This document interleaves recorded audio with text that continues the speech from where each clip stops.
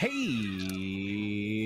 everybody, it's Tuesday. Welcome to the Giant Bombcast, episode 850. I'm your host, Jan Ochoa, powered by NZXT. That's right, I'm powered by NZXT. I'm plugged into the mainframe. Nothing is going to fail about this operating system. No planes are going to be grounded today.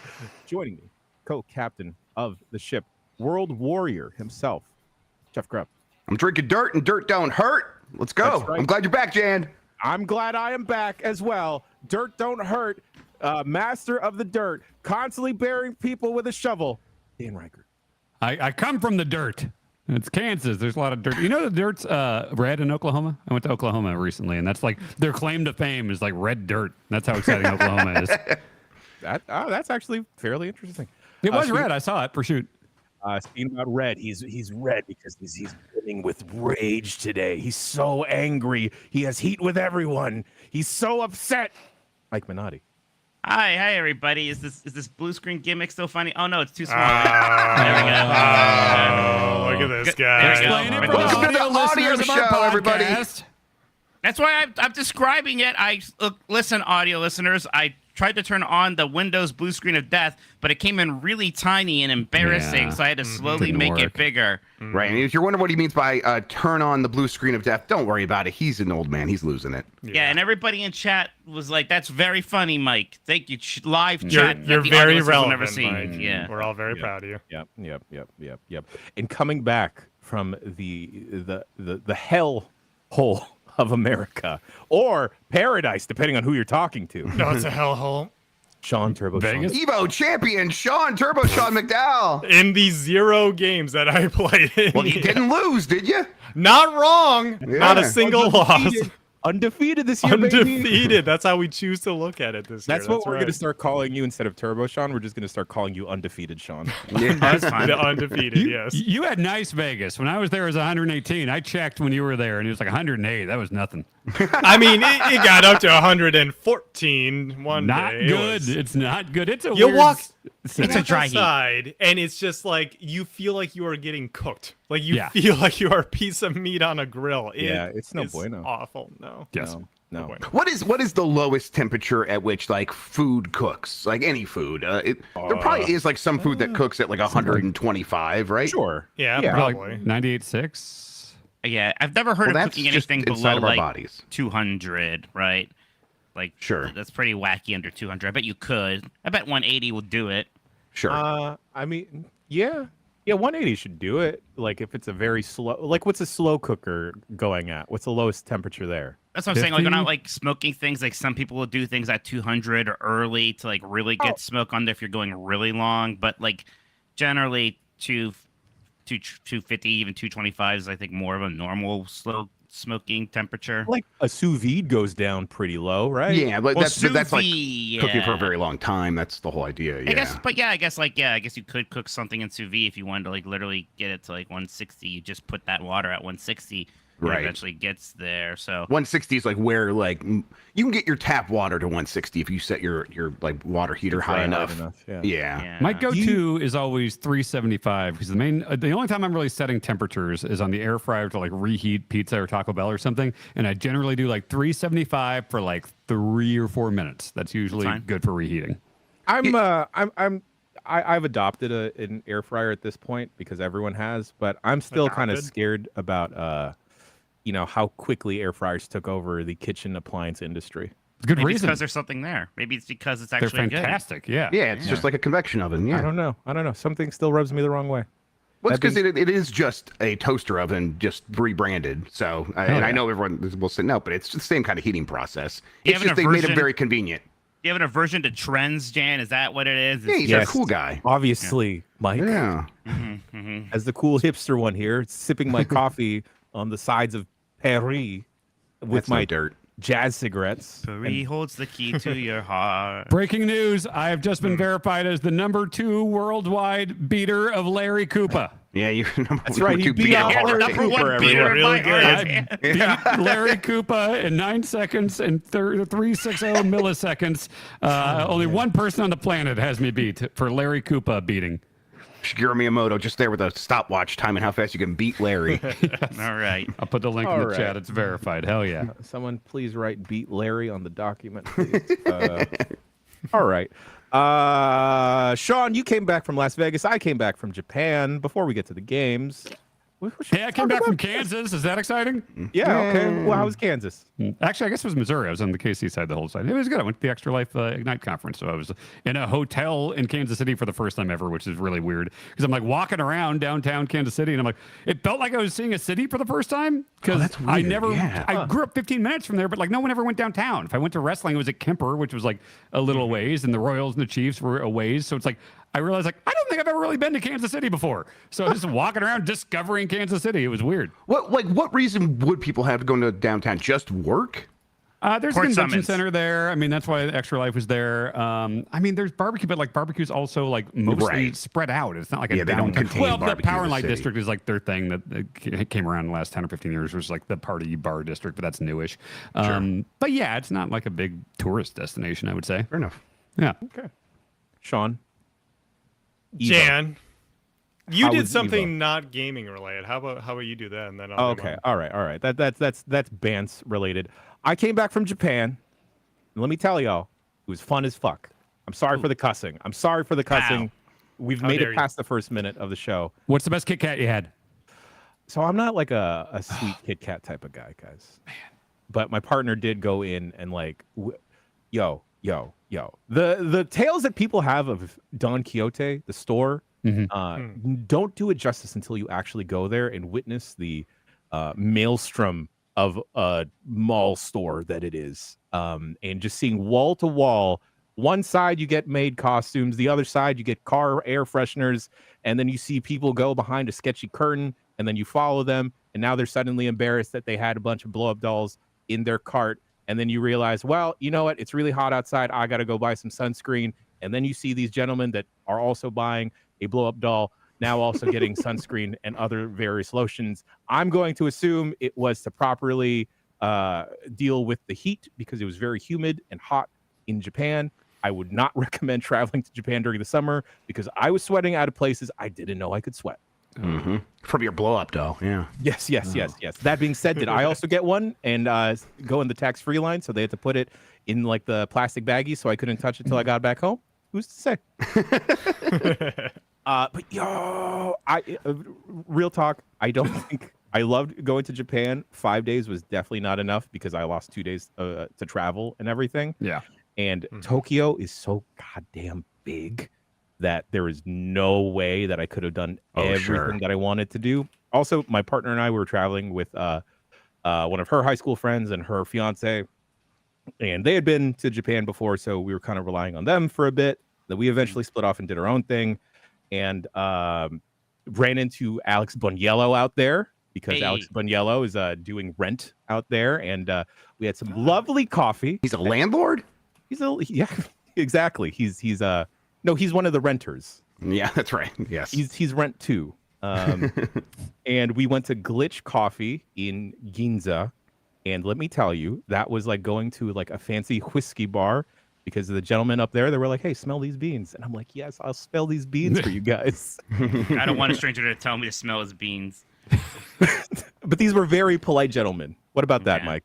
What if I was very polite things. and rolled up to you with a canister and like, Mike, smell these beans? Someone did try to hand Mike beans once, and Mike said no. So yeah, it was Jeff Gordon. It was the can of baked beans. I was like, I don't want these. Jeff Gordon, not a race car driver? No, Jazz. You said like you know. I'm pretty sure you don't know. I don't know, but it makes more sense than the NASCAR driver offering Mike Minotti beans. He's not one of the ones that died, right? Is Jeff Gordon alive? I think Jeff Gordon's alive. I've heard of like 4 NASCAR guys, and I think most of them crashed and died. Yeah. Dale Earnhardt, did he die in a crash? Dale Earnhardt 1 died. But there's another Dale Earnhardt that's Dale Earnhardt 2. I think is still going strong. Like which one was in Cars? I think it was Junior's. I think Cars. It was but I think they were referencing Dale Earnhardt 1 in the movie as well. So Dominic Toretto's dad died in Fast 9. That's NASCAR adjacent, but that was like an indie scrub league. F9, please.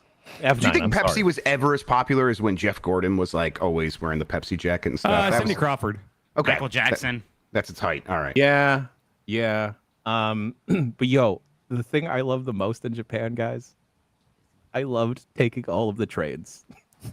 Trains are good. I loved riding the subway and being like, oh, we can completely get to that other part of the city in a reasonable time. Oh, I thought you were gonna be like, it's so scenic, and you get to like look at the way you just are like almost a dad. You're like, this is efficient travel. Well, yeah, We're gonna and get to our safe. destination. I feel real good about it. Because Jan lives in a city that hypothetically has trains that you can take around, but I've lived in that city and it ain't that easy. No. Nope, it's not. This is like if a city was like, yo, you want to get to a place in the city? Let's make a train that goes there. Yeah, Instead of San it's gonna be Francisco. cheap and safe and get you there on Oh my time. God. Yeah, That was the other thing. no one's whacking off. Well, Well, then I what's mean, the point? Don Quixote would have you question otherwise, but they're whacking up privately. Yeah, Oh, privately. Right, yeah. Honorably. But like, yeah. I don't know. It's like I've been to New York, and like the trains run they run in It's New better. York. New York's train system is better than San Francisco's for sure. Just because it covers more of the city. I mean, like the buses in San Francisco are pretty okay, but anyway, like the trains in Japan, and just like, yo, not only could I go to a vending machine to get a fun apple juice or a coffee or a chocolate milk Pocari Sweat? anywhere, Pocari Sweat.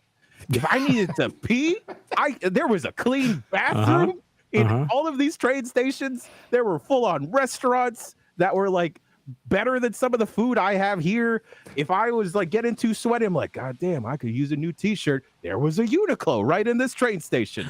Man, if I needed a book that I couldn't read because everything was in Japanese, right next to the Uniqlo.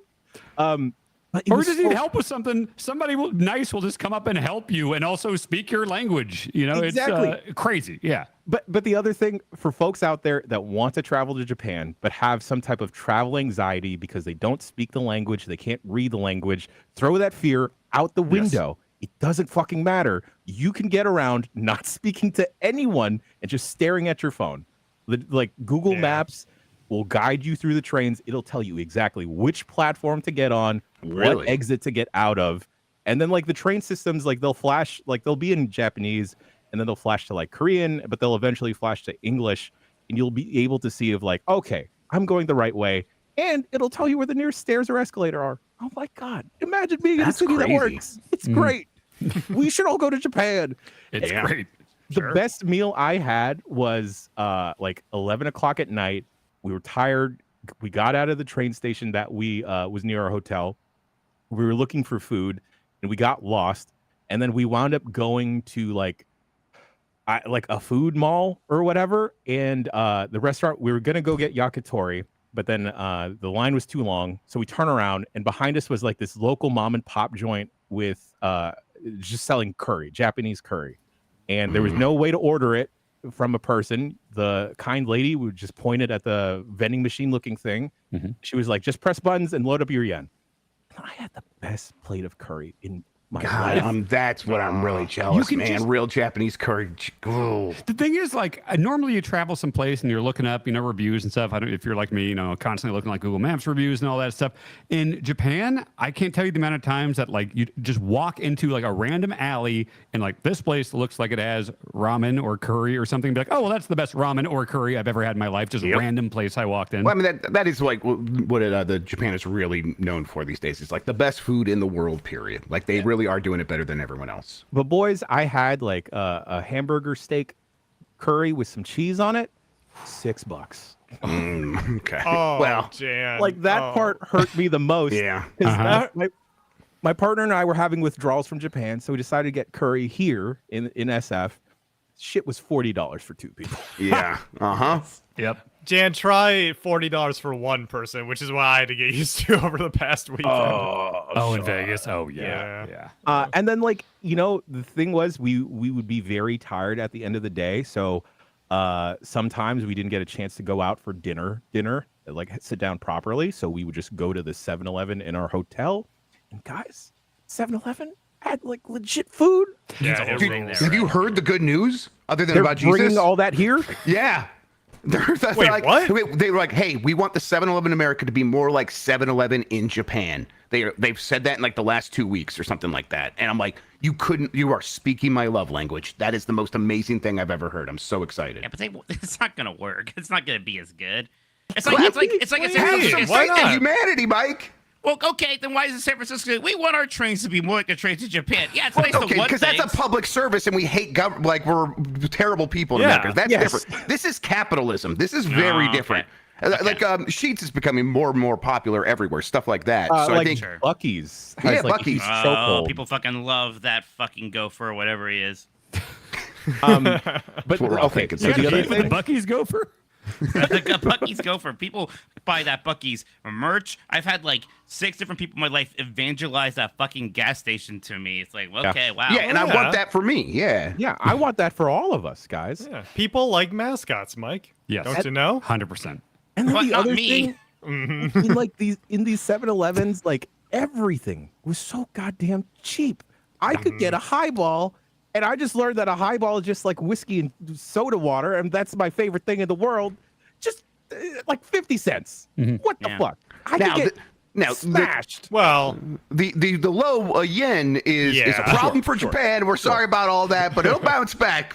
Thanks for being so cheap, Japan. We Man, I appreciate should it. go to Japan now instead of waiting. You know what you should do if you're not going to go to Japan? I thought about this the other day, and everyone said it's actually a decent idea. Is convert some of your cash right now into yen now. So Invest if you in ever yen go to now. Japan, you Yeah. have the yen ready to go. And then if it goes up in value, like what you already have it. But Mikey, the part of my trip that I was excited to tell you about, Yeah, this is what I've been waiting for patiently, like a good boy. All right. my partner and I and her friends, we went to Disney Sea, and we also went to Disney Tokyo. Oh. Mike Minotti, the Frozen ride almost brought me to tears. It was Brand- so fucking good. It's brand spanking new. I've watched the ride-throughs. It's insane how good it is. Oh my gosh, like it's top of the line special effects and animatronics. Just the part where Elsa's icicles come out of the ground, Jan, Oh, right? Oh, it's you know so what I'm talking good. about? And it just makes me so sad that I have to go back to Disneyland and just deal with the poor old antiquated animatronics Gotta on slum it up in Ariel's- Anaheim. on the Ariel's grotto ride, where she's just like broken at the hip, just shaking. Yeah. But Fantasy Springs is both parks, Disney Sea and Disney Tokyo, much smaller, yet they have a lot of space for just in between.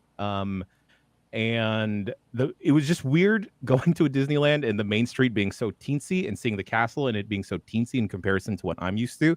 That being said, the second best ride, Mike Minotti, the Beauty and the Beast ride. Yeah, I've watched those ride-throughs. It is insane how cool it is. It is similar technology to what they're using in Rise of the Resistance. So there's like no rails. You're just moving on like a track that is underground. I'm assuming it's magnets. Who the hell knows? It's just computers. It's just computers. Oh, it's just computers. Okay, cool.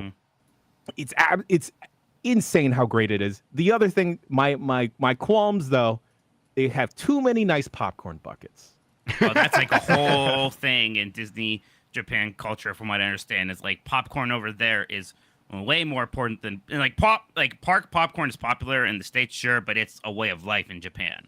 They had matcha white chocolate popcorn, soy sauce and butter popcorn, sea salt popcorn, whatevs. It's fine. Jeff Grubb, they had curry popcorn. Oh baby, Oh shit, that sounds good. baby. Wafting those smells, so I got some instant curry upstairs. I'm gonna have to make some today. delicioso. But if you are a Disney freak like Mike Minotti and I, and you want to go to either of those parks, you absolutely need to get there way before that shit opens. We got there at like 5:30, 6 o'clock in the morning, and that still wasn't enough time. Our standby for the Frozen ride was way later in the evening than we wanted to. Yeah, well, that's still brand spanking That- new yeah, too. that's All that always- stuff that's over true. there with the Frozen stuff. Oh, but Mike, the facade of like the rock face as you enter Fantasy Springs, where they have Anna and Elsa carved into the rock, Peter Pan, and then Rapunzel. Oh my God, it was so beautiful. I wanted to cry. It was great. Oh, Mike, my we're God. 41 members away from me being obligated to take you to Disney Sea. Everybody join that Patreon. Jeff said if we got to a certain number, he'd take me to Tokyo Disneyland. And we're I Join will go and film it. Patreon.com/game mess. Do I gotta it. start saving. I'll go and film it. Yeah, let's Yeah, go. We Like, can maybe don't get worry work about to pay for most of compensating it. me. I'll just go and hang out. All right, hell Jan's yeah. coming too, everybody. Okay, I don't want to just like go through a list of rides and ask you did it, but I'm gonna allow myself to do that for like 30 seconds. And just if you did, just say what you thought. The Winnie the Pooh ride. Fantastic. Okay, the Sinbad ride with the song. Closed. Whoa, Journey to the Center of the Earth. Oh my God. Too scary for Mikey's, you think, or Mikey? Mikey, you could deal with the Matterhorn, right? Oh yeah. Oh, you're fine. Oh, There's no like big drop, right? That's usually what gets you right, Mike. Big drop, but it's projected well ahead of time. It's at the I think I can handle it. What's their Space Mountain like? Actually, I'm not even sure. We didn't get the chance to because I hate Space Mountain. I hate Space Mountain. I forgot. That's right. Okay, well that's fine then. Yeah, that Winnie the Pooh one. It's funny because that Winnie the Pooh ride, because that was the first of that trackless ride technology I think that we ever had. Yeah. So when Ben Hansen was on Rise of Resistance, he's like, "This is like that Winnie the Pooh ride in Japan." And I'm like, "Yes, it is." God, and the food in Disney Tokyo Disney Sea, great. I had the alien mochi looking doodads. They were cute as hell. Cold. Oh my God, there's just so many opportunities at both of those Disney parks to spend too much money. And it was also crazy to not see the Star Warsification of a park, because you go to Disneyland in SoCal, so much Star Wars everywhere. And obviously because we have that one land, but there's like lightsabers in almost every store, or at least some Star Wars related memorabilia. Here it's just like, oh, this is just Disney. That's crazy. And Mickey Mouse's little teddy bear friend, Duffy. Duffy. They love Duffy. They love Duffy. They love Duffy and all his weirdo friends. Patrick Duffy? No. It's just named Duffy. There's like a couple characters that they especially love in Japan that we do not care about here. Like the one little girl cat from Aristocats and Stitch's girlfriend. Stitch's girlfriend is popular in Japan. And the girl chipmunk from Chip and Dale. That girl chipmunk, yes, who I saw for the first time at the Disney World Christmas parade. Even I was like, who's that? In Disney Sea, she was carrying a cigarette. I was like, this is scandalous. Whoa, she was like a fancy like French cigarette. Like she was like a little yeah, exactly. A voluptuous French chipette, I guess. Oh, tell me more. That's it, Shawn. I should have taken a picture. Yeah. Also, guys, the worst fucking thing is that there's gotcha machines everywhere, like literally everywhere. How'd you come home? I thought you would have lost all your money. Oh no. I got two of these. Would the gimmicks want these? Yes. I want love that. Shut the fuck up, Forget Mike. the gimmick. Send it to me. No. You know what They're they just? children. I just saw this. I'll put it in the chat. Speaking of gotcha machines, this right here. There's new Nintendo. I think they're official Nintendo things. These keychains that are like the base buttons and analog that's sticks. so cool. Yeah. Oh my God. Where do we get these? Japan. Narita I Airport. immediately sent that to Bianca and said, next time you're out there, please hunt these down, because she found all the Pikmin ones. I don't know if you've seen all the Pikmin terrarium things in the gotcha. Oh, the machines. terrariums, She yeah. got me a full set of that last time she was in Japan, so I got her on the hunt for that next time. I would pay like $50 for that GameCube face buttons one. Really good. Jesus Christ. Wait. Which one does everyone want the most? GameCube face buttons. 64 analog stick. I want the 64 buttons. Definitely the GameCube buttons. Yeah. GameCube buttons looks that real nub. good too. Just being able to press that A button like on the go. Yeah, anywhere. like a little fidget button. On your Yeah. I like the way the keyboard. GameCube buttons feel. I don't aesthetically. I don't know if I love looking at it. I think I like them looking at all because these. they're dumb. We're Okay. enemies. Yeah. How dare you? I would say the I mean, it's not lowest 64. of the six is the Super Nintendo face buttons. I like the Super Famicom ones with the No. colors. No, you're wrong about that. We are also enemies. I don't like the Famicom. No, Dan's right. button. Dan's Right? right. No, the colored Famicom. That's better. That's better. No, Yeah, give me the I grew up purples. with the purples are purples so and muted. Yeah, right one of them because is, and it's- we're adults in America and we need something that's mature looking and cool. I wanted to Yeah, look like come candy on. when I'm playing games. like the Dan Super gets it. Famicom buttons look like freaking like preschool kid colors to me. I don't know. I'm sorry. What are They those look like the runts? future. What? How? It looks like They're so Mattel. bright. They're fun. They look like sprees. You guys remember Yeah, sprees? Chewy Oh, Spree. God, Hell I yeah. try to Now forget we're about talking. sprees. Chewy Spree's awesome. But yeah, gotchas for virtually any and everything. It was hilarious. I saw one that was just camping equipment, not shoot camping equipment, but like mini versions of it. Right. The Disney stores also had their fair share of gotcha ponds. The airports did. Every train station did. It was so great just because like Japanese currency still relies on a bunch of coins, and I had a bunch of coins, so I thought, why not just burn through these and just spin to win? Speaking about spin to win, one of the most heated gamer moments I witnessed was Alex Boniello at a crane game. And Yeah, that sounds right. He's so toxic. Yeah, he really is. The boy, the renter, he got a Snoopy bag, and I witnessed it. He was glorious. And it wasn't one of those like crane games where you have to like lift up and drop it in the thing. It was the kind where you have to use the crane to push something down into the pit. First try, Alex Boniello won. There's great. a push down crane game? So it's the same mechanics of the crane, but like you know how sometimes like the arm is super limp? Yeah. Yeah.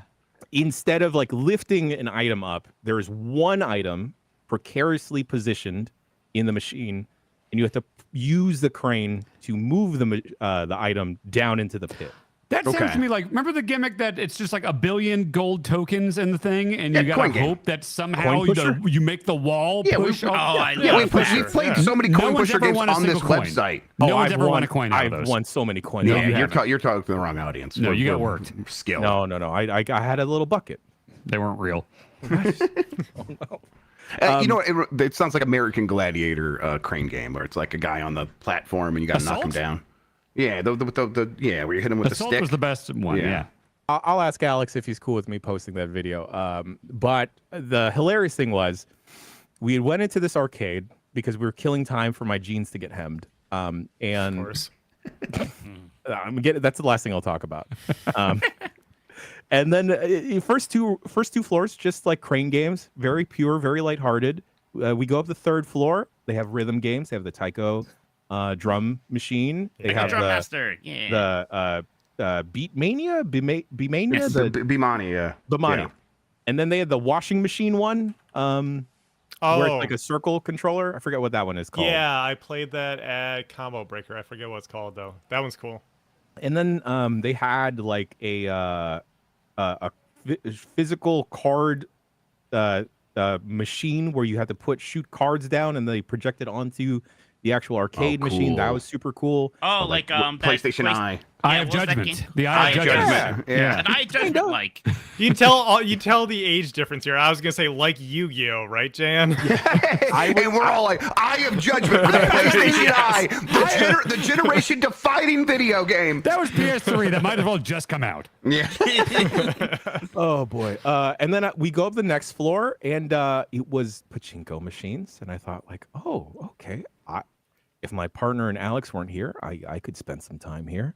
And then we decided, like, let's keep exploring. We go up a floor. It's just straight up horse betting, like virtual horse betting. I love horse betting, dude. And then like one dude is just curled up, like fetal position, like in his chair, his sandals kicked off, just like smoking a cigarette, drinking a can of Coke, and just like pressing buttons and betting. And I'm like, that guy's living the dream. I want to be like him when I grow up.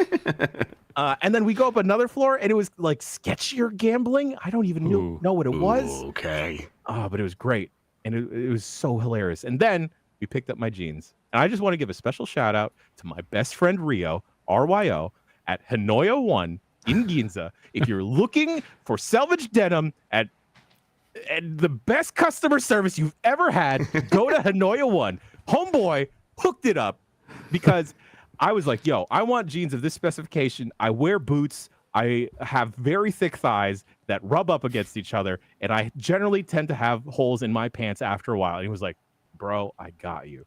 And then he went to a stack of jeans, pulled one out. It was my same exact size. And then he looks at me up and down, and then he like cuffs them for me at the perfect height. After I tried them on, I was like, oh my God, how did you know? And then he had done the same thing with my partner. My partner picked up a pair of jeans, and then he did the same thing with Alex. It was great. It was fantastic. And How tall is Alex? Alex is like maybe an inch or two taller than me. Okay. That's awesome. He's just eyeballing it. And this dude is just eyeballing it. He did it for my partner too. My partner's like 5'2", perfect cuff. And then hold on. Okay. Japan sounds fun. It's cool. Yeah. What the hell? What am I doing here? Yeah. Oh, right. Ohio sucks. I'm going to Yeah. Forget Ohio. It's the same thing, basically. We all know I like the bear. right? Uh-huh. The show. Yeah. The show. Yes, the show is And like the Mikey. And the Mikey. Why was that hard to wink? That was like, they were selling the shirts from the Bear, these Whitesville shirts there. Over in the States, it's a 2-pack of white tees. In the States, this goes for $100. It was not $100 there, so. Oh, show me. Oh no. Yes. Oh, Jan. Oh man, I think I joked that you went to Japan to get the shirts from the Bear. Well, I should have known better. No, of course I did. Of course I did. And then, like, I bought raw denim. I don't need raw denim. I have too much already. What is Jan, raw denim? Can you please describe your arms right now for the audio There's like listeners? stonewashed denim and raw denim. Are those the two Where does sides? denim come from? Selvage denim. It's raw denim. Bugs? It's specific. No bugs. I don't know either. Oh no. Yeah, wait, Minotti. We're on the same page here, I right? This isn't a me listened thing? to a Business Wars episode about like Levi versus the other one, and they like said where denim came from, and I don't remember any of it. Okay, Mike, no one help us. Let's guess where denim comes from. I bet it's a plant. Yeah, it's got to be some kind of fiber. Tree? A certain tree product? Bark Maybe it's or just- leaf? Man, I'm like, it's got to be almost completely synthetic. Or do you think wheat? Wheat? No, I don't think it's a wheat. It might But be wheat does a lot of things, and Rubber I don't wheat? know. Watch Jeff. Jeff left. Jeff couldn't handle this. Shoot leaf. He's going to find It's his got to pair be a of tree. jeans. It's. I bet it's a bark byproduct. I wonder if a bug's involved. Somebody said the word I don't bug. think and now- bugs are involved. I think What is happening here? we're trying to figure out where. Have you denim- guys or just never clothes looked at in a general. tag? Like, what I is guess cotton this? probably comes from cotton. That's a plant. There you go, Dan. I figured Is it that out pretty cotton? quick. I was about to ask her. I was like, I don't know where any clothes come from. I was like, wait, cotton's just a plant. It's just Yeah. right on the label. Polyester, I don't know what the fuck that is. So, Mitch, what do you think? Bugs? I think. Nah, bugs. I threw that out there. No, I think it's a plant. I think it's some sort of cotton or cotton adjacent material. Okay. So we're both saying roughly trees. Roughly, it's in the tree family. Okay. Jesus Christ. It's just cotton, you knuckleheads. Denim is There we cotton? go. Well, it's okay. It's they do a lot of the They shit. process to it, but it. Yeah, well, there's yeah, like There, stuff Yeah, happens. the to it. process is carrying. We need more words because, like, if I eat Cheez-Its, people will be like, "Oh, that's just processed cheese. It's processed." You can't say the same thing goes into cheese as making cotton jeans. There's got to be a Yeah. different word for that, right? There is a process. It's a bespoke, different process, But it's Dan. have But like a food word for process and also like a pants word Food for processing. Yeah. food processing is a yeah, word. Yeah, those are the words. or It's just- phrase, I suppose. Feels like we could use more Why words. do you need distinction? Like it's inherent that. Yeah, you the would just- food you would say, gets food okay, processed. now explain the Descriptive. Like, process. it's not descriptive. When the amount of times Right, people have been like, "Oh, you like all this processed food?" Okay, what does that mean? Give me a descriptor. Okay, well, the reason we're saying process is because we don't know the fucking process. That's not my job. Well, somebody needs to describe it accurately. Okay, Dan, if you have the heat from the sun, not from a Oh, no. spoonful in your house, but you have the Jesus, heat stop. from the A full sun, ladle, yeah. and you have heat from your oven, is that not just both heat? Well, there's major changes in severity there. But is it not just heat? yeah. So it when is. we say the word process, it's the same thing. It's usually an adjective. Or a verb. Something is processed or you're processing it. I think the best way to describe how anything happens is just show the sped up footage with a tan tan tan tan tan tan tan tan tan tan like Yeah. ting ting ting ting ting like assembly line stuff. Then that would explain everything, I mean, you're not wrong, but right? We That should would do that more. explain everything. anyways, hi, Dan. So raw What- denim's just denim that hasn't been like stonewashed or something, right? Yes, it is. Still like a blue? What makes it blue? No, there's black denim. indigo. I bought jeans and they were black, and then it was still denim. They can be not blue. There was silence there for a minute Serious. that I really enjoyed. That is true, yes. I want to go home. I've seen it. You are home. Congratulations. What color is jeans in Japan? It's still blue. It's still dye. They dye it? What's natural jean color? Cotton's not color is blue. jeans? Cotton's not blue. Okay, color. Okay, Google. What color is denim naturally? Natural It's denim cotton. color. It's white. I think it's a gray. I think it's like because of It's the probably processing. gray. Yeah. It's like Like- a washed out gray.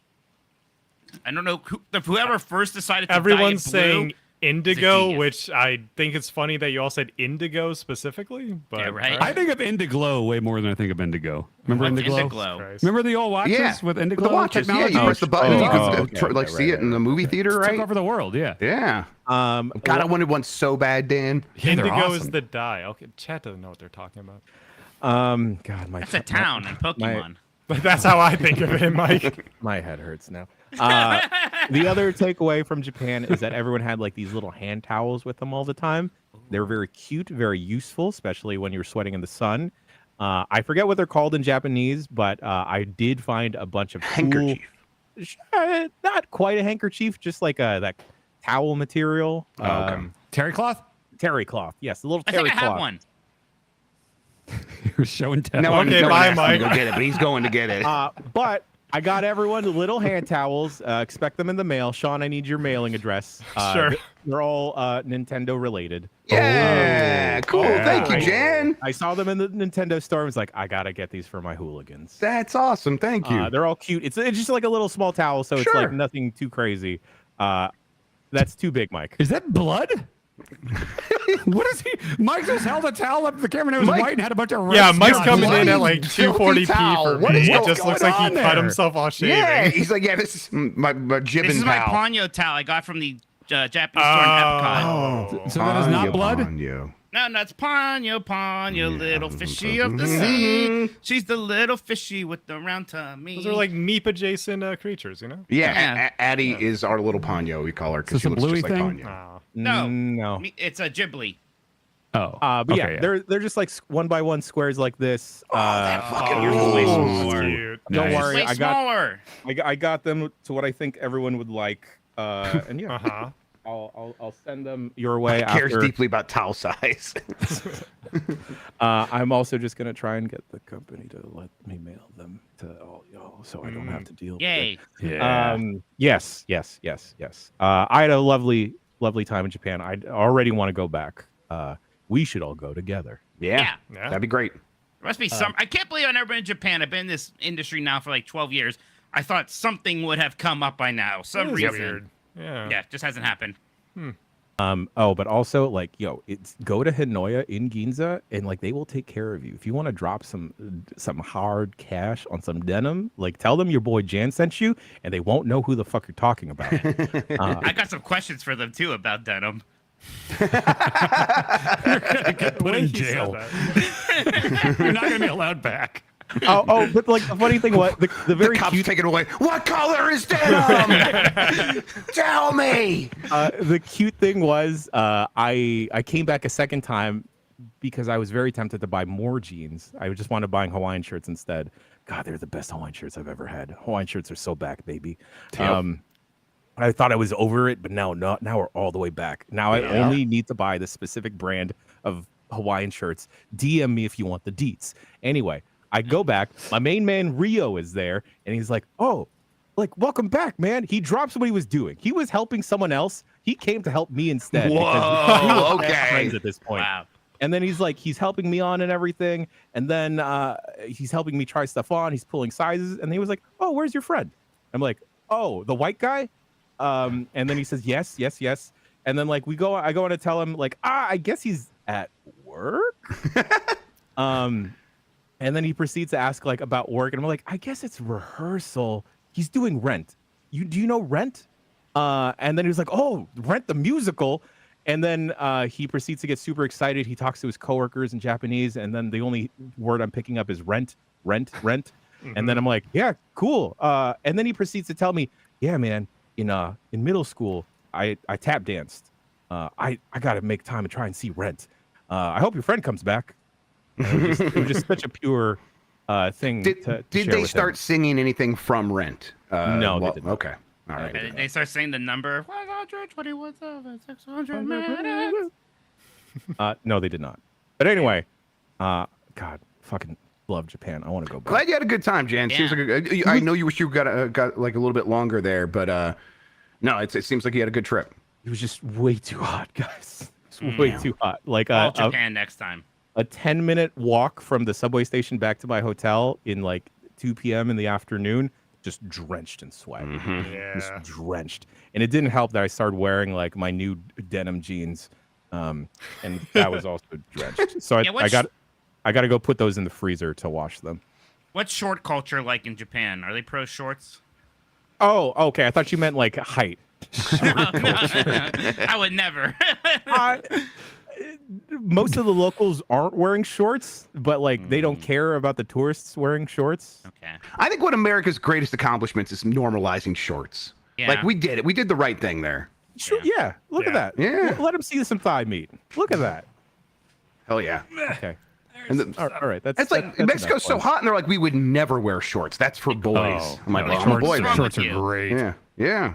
But I wasn't the only one traveling. Dan, you went to Kansas City, but Shawn, you went to Sin City. I sure did.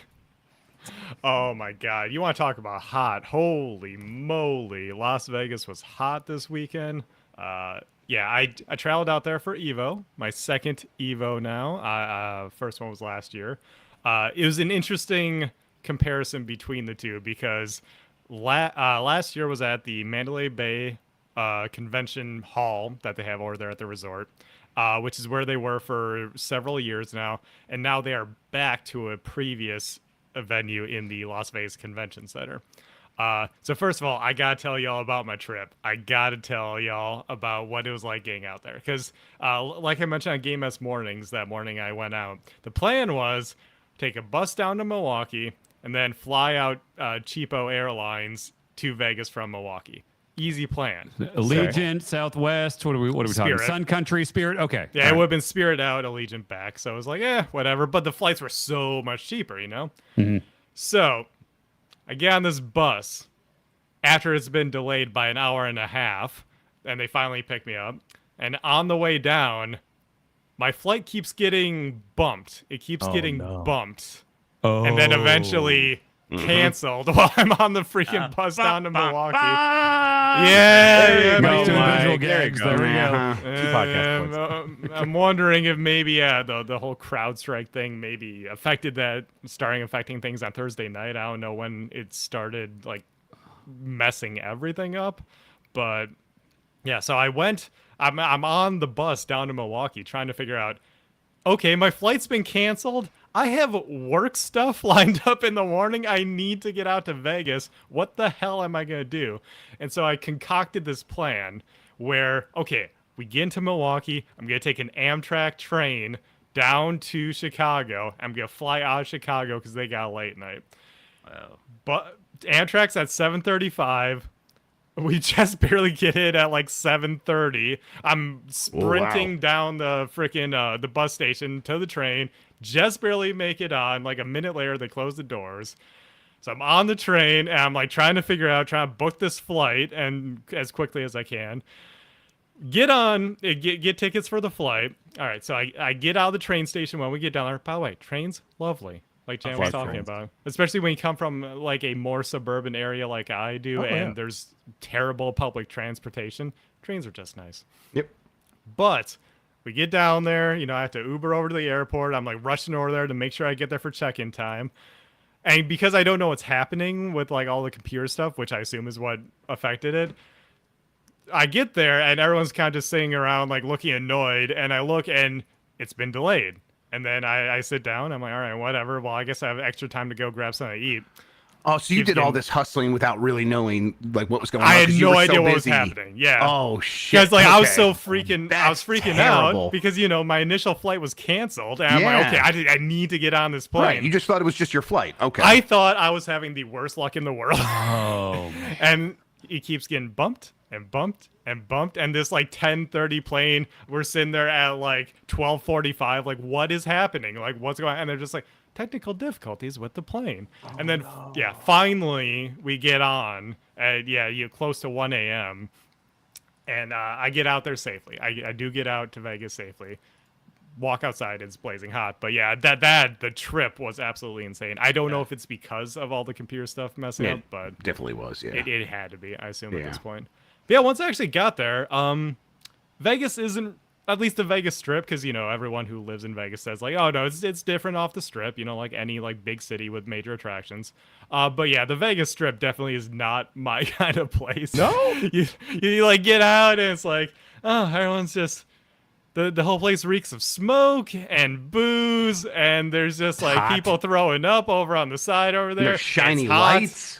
Yeah, but oh hey, there's pretty lights, and hey, over there the Westgate sign is blue screened. Huh? Wonder why that happened. Weird. Was the Sphere blue screened? No, the That would Sphere. roll. They made Okay. sure to retain that one. That Okay. runs on Linux. Have I heard which, that have I heard that the Strip has gotten like worse recently, or is that just something my sheltered parents told me? It's kind of the same. It's always it's the been. same. Yeah. Yeah, I'd assume so at least. I didn't notice the difference between 2 years, obviously, but yeah. Stayed at a relatively cheap hotel, so check in, and then That's but one Evo- thing Las Vegas is reliable for: cheap hotels, because you spend money on everything else. Yeah, well, I mean, it's always funny because they get you with the resort fee if they Right. if Yeah. you stay on the Strip. But even then, my hotel for the weekend was relatively cheap. It was like $400 all said and done. Oh, like, okay, that's for an not- entire 4 days in Vegas. That's like very not bad. That's reasonable. awesome. We got our resort fee waived because our first night there, the AC wasn't working when it was 118 degrees. Oh yeah, that'll do it. Oh no, Not good. Jesus. Not good at all. I would just Night find we a fly in. 24-hour bar and just stay there all day. Just get a sucked. blankie. Just go to the casino, I guess. Yeah, that was the nice thing. It was a cheap hotel, but at least like the room was clean. It had AC. Like I was like, I'm passing out. I'm getting up to do the stuff I gotta do in the morning. Yeah, actually getting out to Evo. It is Evo as I remembered it from last year, just in a different space. I believe the square footage of the convention center is actually a little bit bigger. But what they did this year is they did something interesting because last year and previous years, Mandalay Bay has the Michelob Ultra Arena, where like NBA stuff is held and everything. It's just like actual big, awesome arena. And so that's where the finals were always held. So when I got into the convention center, I got to see that they have a very convention-looking area for Evo proper, but then over to the side, they like partitioned off part of the hall. And this is something the director Rick was talking up before the event. He was like, "We're gonna recreate the arena in the convention center using the because Formula One, big in Vegas now in the past few years. So now they have the infrastructure to set up like arena seating anywhere, like it's portable." And so they set up basically a recreation of the Michelob Ultra Arena within the convention center. It was really cool. Like they That's had, the crazy. Yeah, blackout curtains on one side, Yeah. so it's like nice and dark in there, and they have the lights and everything. The problem is, as Marino said in the chat, because I know he was there, it was not big enough because what they did was they were banking on people wanting to do the live watch parties that streamers were doing. So Maximilian and his friends, and then I know Mighty Keith had one. I think a couple other people did too. They had what they were calling live watch parties, where they would get one of the mini stages where like games were being shown throughout the weekend, and then those people were just doing their stream, like they would do at home, but live from the Evo show floor. Yeah, I was It watching a- Max's a lot. Yeah. Yeah, it was a cool concept, and Max's went really well, and that was packed. But because they were banking on a lot of people wanting to do that, wanting to play casual throughout the weekend, they made the arena smaller than it should have been. And so I think someone told me who got the numbers that it was like 2/3 the size of the arena from last year, despite being the biggest esports tournament of all time. Right. So yeah, And everyone seemed like they were there. There were so many more people in my on Yeah. Twitter saying, "Hey, Yeah. I'm there," than I've ever seen before. It seems like it's huge now. yeah, over 10,000 unique entrants alone, just competitors Jeez. were there. Yeah. So not to skip ahead too much, but on Sunday, final Sunday, there was a line wrapping all the way around the convention center. It was 2 hours Oh, to get to the that's rough. arena. Yeah. Wow. And security was cracking down. You could not get in if you left. So you needed to stay in your seat, stay in the place where they also only had 2 bathrooms. Oh no. Oh, no. Wait, what? I could never. I could Yeah, never. it was like 2 on either side, so one male and female on either side. Yeah, but yeah. like, how many Right. like stalls per thing? Like, is Not not enough? super big. Like Oh, there's boy. like a at least for the guys, there was like probably 5 urinals and like, a bunch of stalls, I will say. So like we get people in there. The line was moving, but it was like at least a 20-minute wait just to use the bathroom. No, my poor tiny bladder. No. Any game bad. convention bathroom is a war zone. Like even like a giant LA convention center, like 2 of them sounds insane. Right. Yeah. Yeah. Some streamer might like take your video while you're in there too. It's Yeah, just you always got to around. worry about that. Someone might be like raw dogging G Fuel on the Right, someone's got bathroom a counter. Steam Deck set up on the counter. They're playing Yeah. SVC or something. Yeah, Disgusting like that. I was so thankful because this was my first year with a media pass since I was working. I was able to like skip some lines here and there. Not the bathroom line. I was gonna say you skip the bathroom lines. Oh yeah, Get out of the way, media! I gotta pee first. Daddy I'm more pees important first.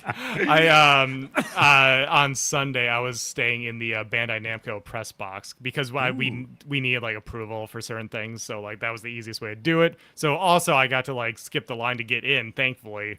Because I needed to for my job, of course. But like, I felt awful that people had to wait in line so much. Even like people I knew had to wait in line. I know Sajam was trying to get a competitor to the stage, and he was having trouble like getting him through security. He was like, dude, look at his badge and everything. Like he's playing on the stream for 100,000 people in like a little bit. Like, come on, get him up there. It was.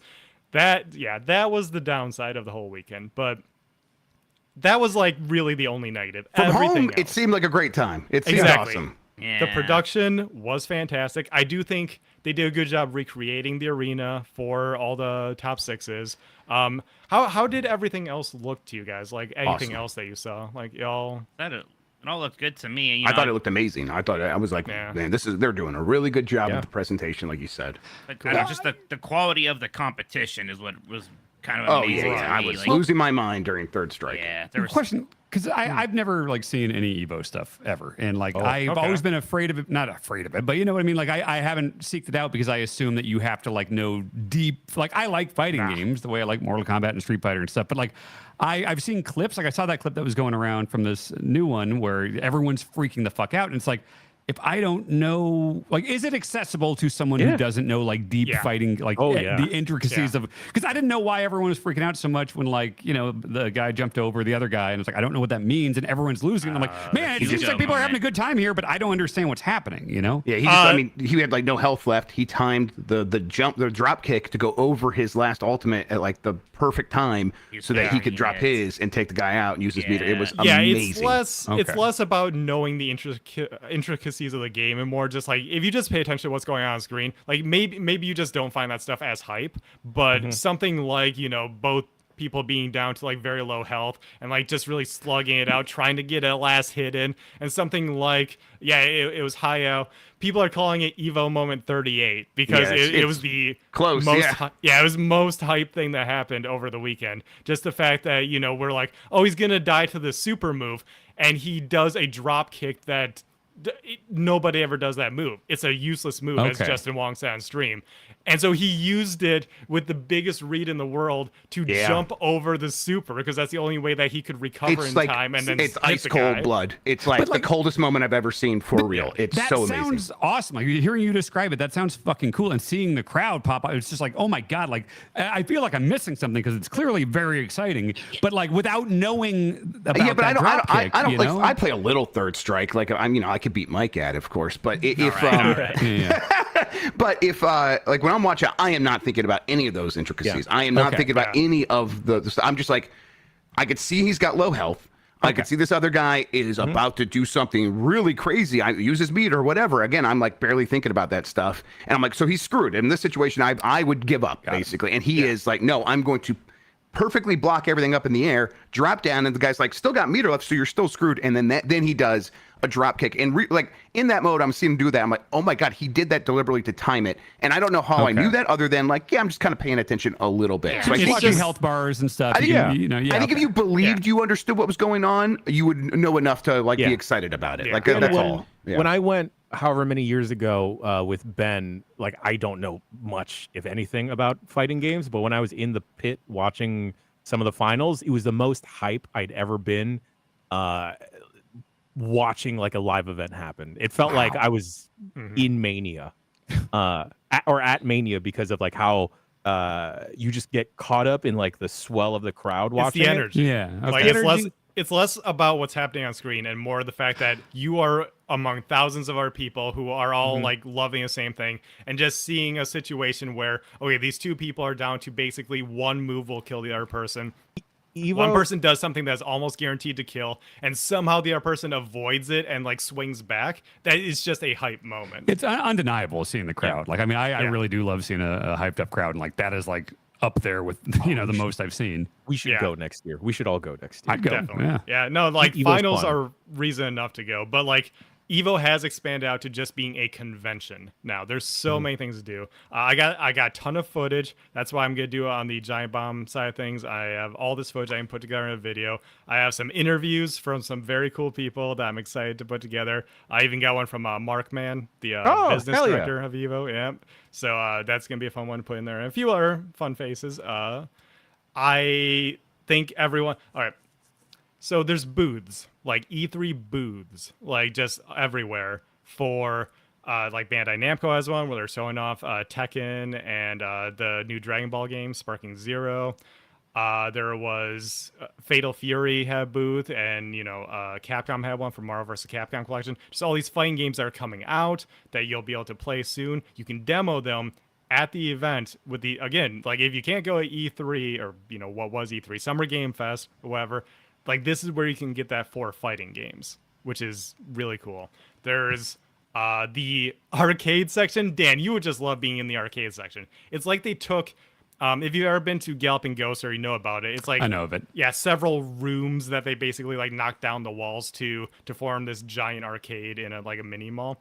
They basically took a room from Galloping Ghost and like plopped it on the Evo show floor. That's how big the arcade space is there. And they have everything. They have rhythm games, they have racing games, they have fighting games, they have beat 'em ups. Anything. So on free play, or is it? It's all on free play. Yeah. Ooh, Yeah, nice. so if you just have nothing else going on, and like that's what I eventually ended up doing. I went over, played some Crazy Taxi, played some Power Stone. Nice. It was great. There's the Artist Alley where I spent a bunch of money, as I always do. I also had a homie over there who I was talking to a little bit. Shouts to David. I was amazed by the presentation of it all. Like, PlayStation is running the show now, so they had PlayStation stuff that I could do. I played Astrobot. Astrobot was there? That's awesome. Yeah, Nice. just I know randomly. they I were was like, showing to people in New York. That's awesome. They're like taking around the country in Evo. You're right. PlayStation owns the place, so why not? I was like, on tour. why is this here? Like, but by the way, Astrobot, very good. Big, Yes. big Mario Galaxy Favorite vibes. fighting game. Yeah, I sent that picture to Jeff. Bring back They had, PlayStation All Stars. No, uh, you don't have to do that. Maybe a nod. they had these Gran Turismo like simulators where it was like a big That's what's called a screen. car. Like the movie. Big machine with racing wheel and then like a seat and everything like that. It was really fun. I'm just trying to think of like everything that I saw, and I'll put it all in the video for anything I missed. But there's a huge art gallery, so not like artist alley where people are selling stuff, but like art from fighting game history. Like was all like framed and put up in this like museum next to the Fight Stick Museum, which they also have. That's like a Mark Mann pet project, I believe, where like just fight sticks from throughout the years. It was awesome. When it comes to work stuff, I did a whole variety of things. First of all, shouts to Tam for like hooking me up with the right people and like helping me schedule a bunch of appointments.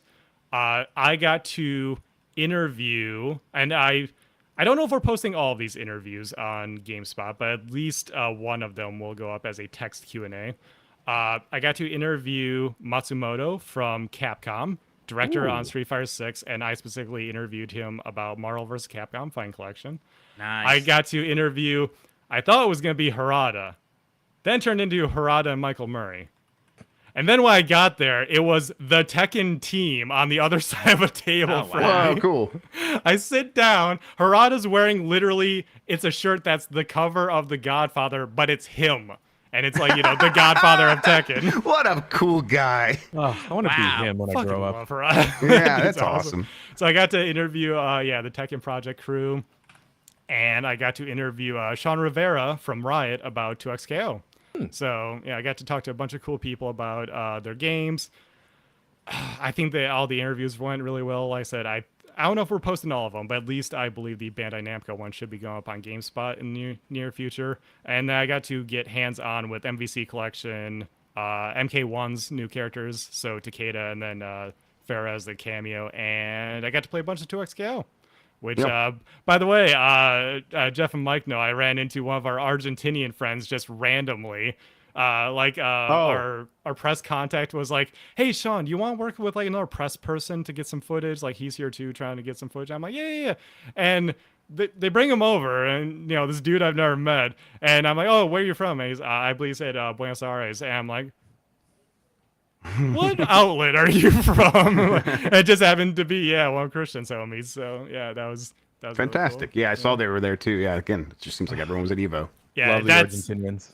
And that's what like the video I'm making for here is going to be. Initially it was going to be more traditional travelogue about like the trip itself, kind of, and then also covering Evo and like interspersing the interviews. I'm gonna spin it a little bit to be like I might even call it what it's like to be at Evo. Because I got so much footage of just like first person stuff. I got a handful of interviews, and I think I just want to put together something that shows people why if you weren't here, you need to be here. Like even just as a casual fan, like if you can make it work for you, go with some friends, split the bill on a bunch of stuff. And if you can make it work for you, it's just fun to go and be in that environment around so many people. If you've been listening for a while now, when I talk about Combo Breaker, I say the same thing. It's just cool to be in that environment, around everyone.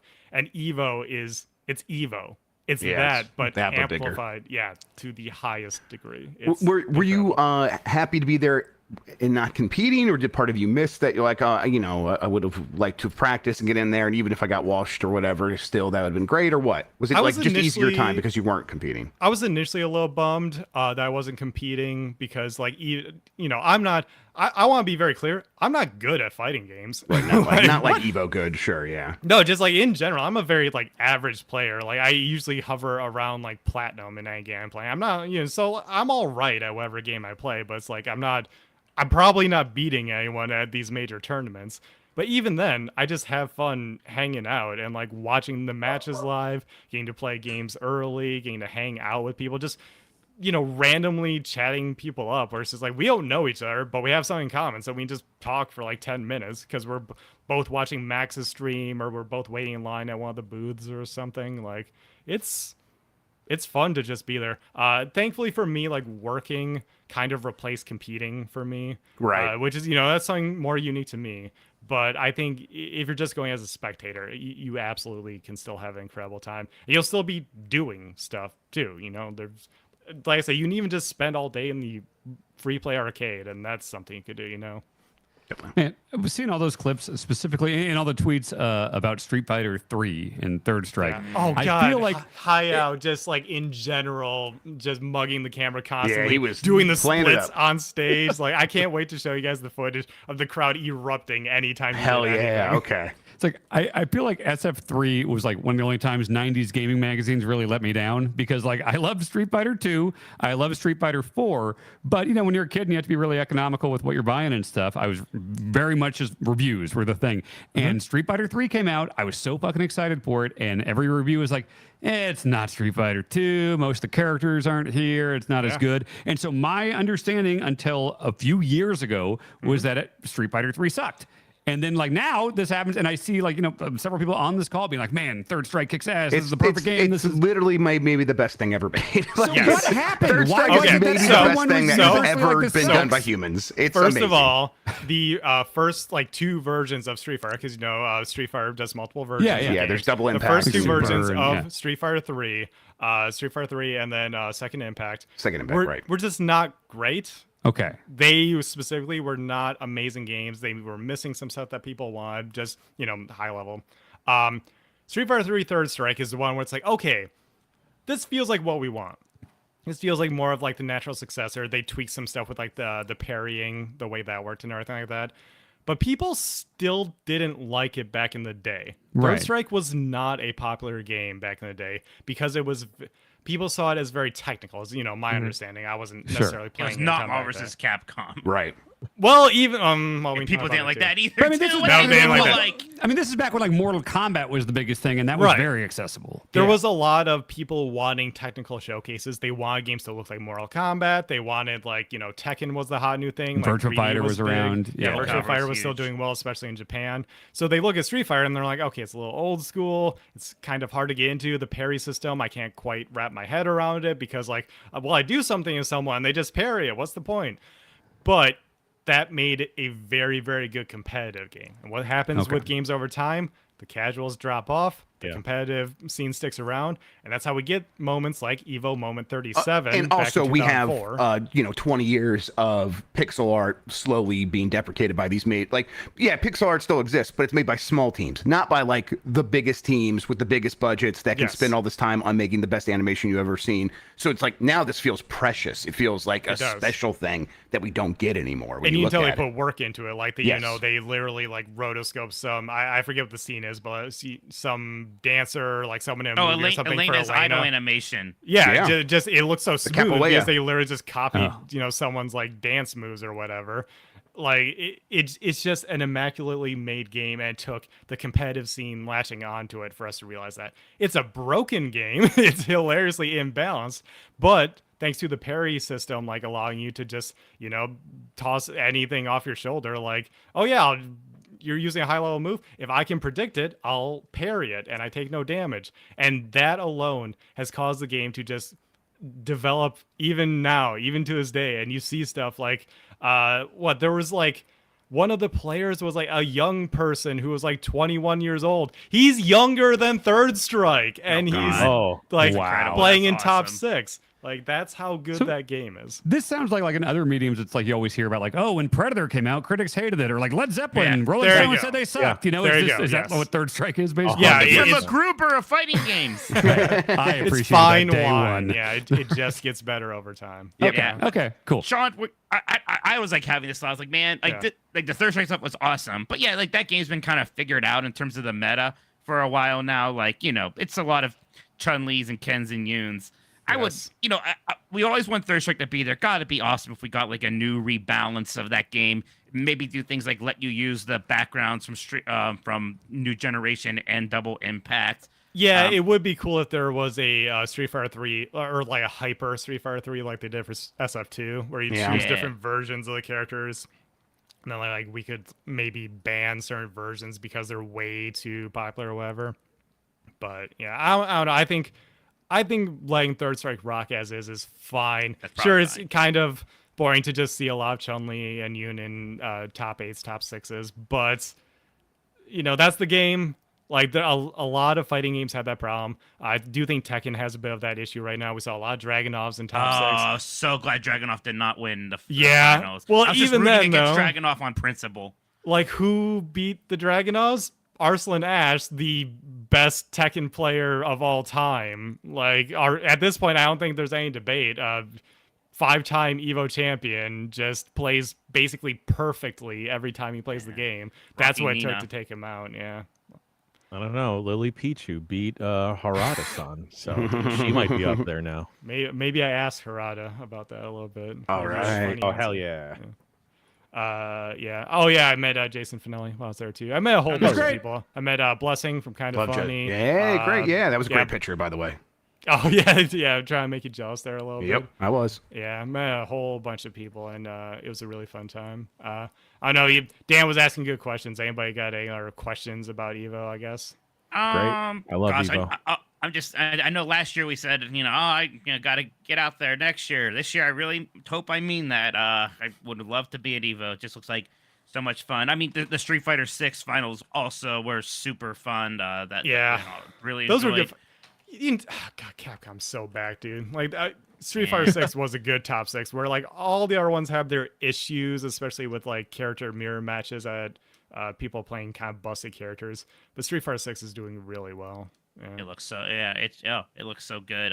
How like how was like that Mars Capcom booth? Was it kind of popping? Was there a lot of excitement there? Or? I mean, the booth itself was a bit basic. It was basically just, you know how Capcom has those like arcade machines that they built themselves for new games, or like they commissioned out, where it kind of just looks like, it kind of just looks like a large like letter A made out of like white PVC or wood or whatever it is, and they just have like a PS5 underneath. Like, they just had a bunch of those and not much else at the booth itself. So people, if you want to play MVC, get in line, check out like Marvel 2 or whatever. By the way, collection, it's fantastic. Like, it is what you expect. It's, I will say, almost a little boring because it just works. Like, right. Yeah, it's like, the other ones were kind of like that too, but like, they're very functional, but they're maybe not quite as spicy as you might like. This is just how we're going to play MVC2, unless, people really want to play on arcade boards, but it's like, otherwise, this is how most people are just going to play MVC2 now. So. I was a little disappointed we didn't get an actual release date for that collection at some point during Evo, but I didn't get one either. I asked some fun questions. I asked about why is it not an Xbox, for example? Like, I asked a few questions about that. Maybe I'll say that for if those interviews do go up. You'll have to check out my. Did you drill them on that? Why is it this patch version of X-Men versus Street Fighter without the wall combos or whatever it is? No, because everyone knows why. Okay, damn. Now, one thing I did learn, and this was a learning experience for me, like interviewing people for the first time professionally, is, especially if you're working with a Japanese company, I learned this on the fly. Translation can take a while. Yeah. And when you have a limited amount of time, you gotta sort of okay, suddenly I need to pick and choose my questions very specifically here. No, that's true. Yeah, I've definitely done interviews like that. It's like, I'm going to maybe get 2 or 3 questions in. Yeah. So I got to be pretty specific here. I want to ask something real stupid a lot of the time. I think it's funny. My question for you, Shawn. Yeah. You eat anything fun out there? I went to Tacos El Gordo, which is like, basically Taco Bell 2.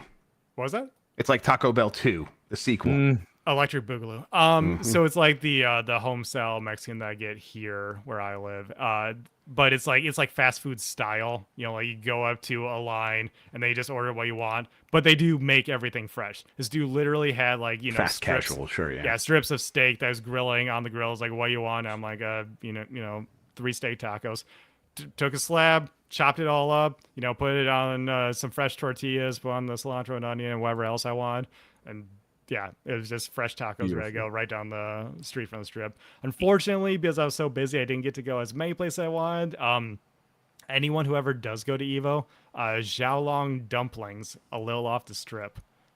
Spicy soup dumplings that are, no shit, maybe the greatest thing I've ever tasted. They're so good. All right.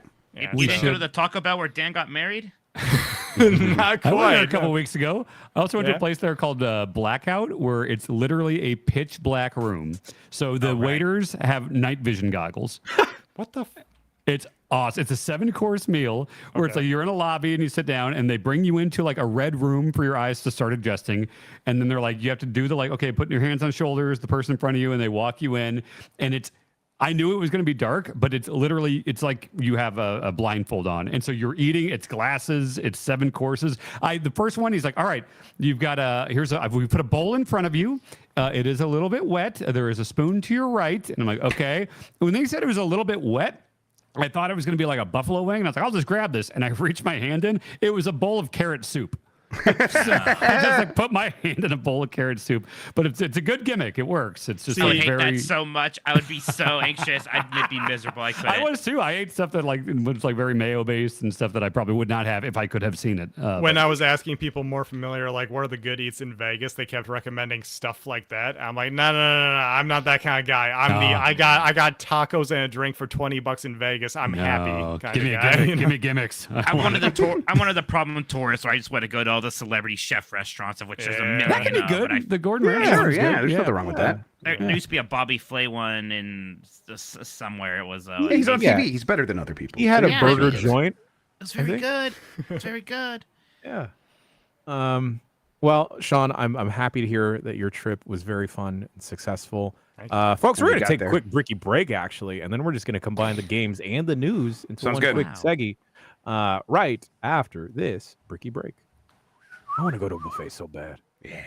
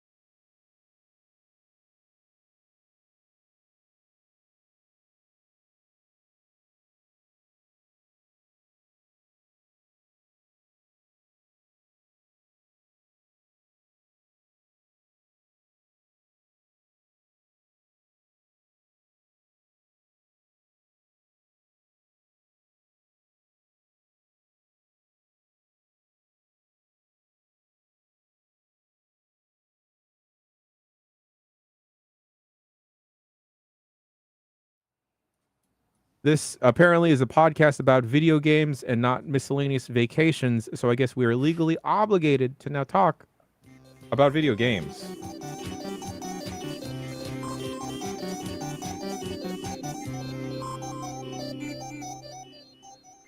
I'm steering the ship, so I can talk about where the fuck I want to talk about. Whoa. Wow. Sorry for the cussing today. I'm feeling very spicy. Yeah, he's on. Yeah, I'm a Japan's little. enabled you. Japan has enabled. They love me. swearing there. I was telling my partner that, like, yo, I have to find Japan Jan here because I found Maui Jan, Jan. and then there's like Yeah, Barber that's the Jan. pun. There's me Jan. Now I have to find Japan Jan. I was not successful. You know, okay. 5 days isn't enough. Sure. But anyway, the He's out one there. game that I played was the New York Times Mini crossword. Yeah. Oh. Look, You took a flight that long, and you didn't have more games than crosswords? Dan, you were in that meeting where I said the flight back. I just raw dogged the flight. Wait, you did the thing where you just looked at the map? I just looked at the map and I just stared in front of me the whole time. 9 hours. wait, for Japan? Yeah. You really did? Yeah. Hell yeah. Oh, wait. Dude, you're a stronger man Yes. than me. This is a thing now. This is what all the strong silent types are doing. How, like, I was bored out of my mind and I fell asleep because I was sleep deprived. Like, how it was a 4-hour flight. Hang on. I want this picture painted here. Jan, did you have earbuds in? No. So you weren't listening to anything. Did you have anything in your hands? I had my phone occasionally looking at the time. Okay. Did you have the tray down? No. Did you eat anything? They had we bought a meal. Yeah. Okay. Okay. Window how long was seat? the? Middle seat. This is my Oh wait, nightmare no, that you're okay. Listen, it describing. could be bad, but is it like was it a Dreamliner or like a was a No. 787 or It was- something? What I was don't it? know the model of the plane. It was an older plane because we flew Zip Air, which is a cheaper. Oh, flight so it's to probably get a to Japan. 767. Okay. You are describing a legitimate nightmare for me. Well, okay. My partner had the window seat, so I could lean if I needed to. But then there was a quite tall, hairy gentleman to the right of me that kept leaning on me as I had to like just push him over. Sure. And yeah, just stared in front of me, just thought about everything. For 9 For hours. the whole time, did you pee? Yeah, I got up and peed like once or twice. Did you poop? No. Okay. Is I don't anybody here like pooped doing on that an on airplane? Who's pooped on an airplane? I Yeah, pooped on an airplane. Once or Not twice. a lot, but I pooped. Yeah, I have like if the flight to Narita, I I get like pooped on that nervous one. shits. Yeah. Yeah. Yeah. I don't think I can. I think my body's like, no, we're shutting Not here. things down for Sure, a that's while. normally what happens. Yes, Yeah. that normally my body shuts that stuff down. Was this like were you actively like meditating? Was there any? Kinda. That's Yeah, what people like- say that raw dogging the flight is. It's like they're staring at the map and it becomes meditative. That's a long. I meditate every day. That's a long fucking time to meditate. Jesus Oh, Christ. I would just like go through like periods of my life and just try and track like oh All the yeah. mistakes you made, okay. yeah. Or Grub, I was being nice to myself. All the wins I've had. Hell yeah, that's it. All right, And I was good like, boy. good job, Jerome. Yeah. And I thought like, oh yeah, I like where I'm at in life. This is great. It's cool. So you played the mini once a day. were you talking? No, my partner fell asleep. So that'd be me. I'm the person falling asleep on the window seat. That's my move every time. I cannot fall asleep. But like I've got overseas flights, a couple of them coming up in the next month, and like I highly doubt. I'm trying to like red eye. I'm trying to figure out how to sleep, but I just don't. Even with the like full recline thing, I can't do it. Take a Dramamine and whatever else. I am. Yeah, don't trying get to- drunk. Yeah, don't get drunk. I did Xanax on the flight, just a small little one. It's like, oh, this actually works. This is actually. I didn't sleep, but I like was not having a panic attack for the entire duration of the that's flight. good. So If you take a that's good. Xanax and a Dramamine, I feel like, look, I'm not making any promises, but you'll be pretty sleepies. You'll zonk out. Okay. Yeah. Okay. I guarantee it. I don't know why I did it. I had stuff downloaded on my phone. I had my headphones charged. I just Yeah. everything I- else Zone shut out down for a around me. bit. I don't get on a plane without a Switch, a Steam Deck, and an analog, all loaded up on like 6 different new games and plans for like, okay, I got Wind Waker over here. I got this over here. I got a new, I have to have a full plan for like a fucking hour flight to Kansas City. I was loaded up with like a million games. I cannot imagine what you did. I See, respect it. I wouldn't. I enjoy that stuff. I'm excited to have the time to do that, but I don't need it. Sometimes I do just like zone out for a while. Anyway, yeah, I played the New York Times Mini, and it hurts me inside that my coworkers are better than me. Yeah, I'm almost always the worst, and I'm gonna chalk this one up to ADHD, processing issues. I got some more excuses. Let me think. No, it's you and me, Grub, at the bottom of the leaderboards all the time. We're usually better than Bacalar, though. I'll take that. We also have unreasonable competition in Lucy, who is just a god. Literal god. Game. Right. I don't understand it. Can you do this in a browser? Yes. What do I go to? Just Google New York Times NYT games, and it's the mini. I did today's, and then I'll post mini my crossword. Yeah. Yes, you're gonna have to share a link to get friends added to your leaderboard and stuff. I'll do that. Can I just play without an account right now and see how fast it is? Yep, I think so. Yeah. And everyone has the same one every day? Yeah. Yes. Okay, here we go. Food that fills both blanks of what? Piece of cake. P-I-E, pie. Okay. Wide display, 5 letters. I don't know. Quintessentially boring color. Beige. Yeah. If it's faded, is that good? Founder of Amazon, Bezos. This is gonna help me when I do it. Type of beer, ale. Maybe game show contestants hope prize. Oh, this is fun. Othello. I don't know what the fuck Othello. They're never open 24/7. Othello, the Shakespeare play. 27. Don't help him. Mamma Mia group is ABBA. Film spool is real. 4 across wide display. You got it. What is it? You got this, buddy. ARR wide display arrow. Oh, you have all those letters. You got it. Come on. You're right there. Wide display arrow. Wide. Don't tell me. You got this. Arroz is rice in Spanish. What the fuck is ARR? Okay, I don't know that. 2 down is Othello villain. I don't know what the fuck Othello is. It's I blank Geo. 3 down is they're never open 24/7. E blank ES. I'm stumped. Grub, Dan, add us on the leaderboard immediately. So I have to make a New York Times account? Yeah. That's probably, if you're on your phone, you probably just have one, right? Oh, okay. What's the wide display? Hooray. Iago is the Othello villain. Iago, that's And Aladdin. they're never open 24/7. Ooh, it's playing music. Eyes. That's fun. Is Iago the one that he has to do the pound of flesh at the end, or is that Virgin? He's the one that you can kill early, and if you don't, then he can help you with Bale the Dread. That's right. Yeah. Wow. Okay, I need to add all of you on this. Okay. I like. Just post the link it gives you. Post it in the Slack. Don't add Lucy and don't add Bailey. Lucy. Don't let her. Yes. Because so the thing is, I added Bailey. Bailey and Lucy's times, they're like neck and neck. Yes. I've never felt dumber. Yeah. I don't think women should be allowed to play games. You always say that. I can only name we have some 3 common anyway. ground with certain people. Anyway, that's the only game I've played. The New York Times mini. I suggest everyone do it. I made an account. Nintendo World Championships NES Edition is pretty good despite my issues.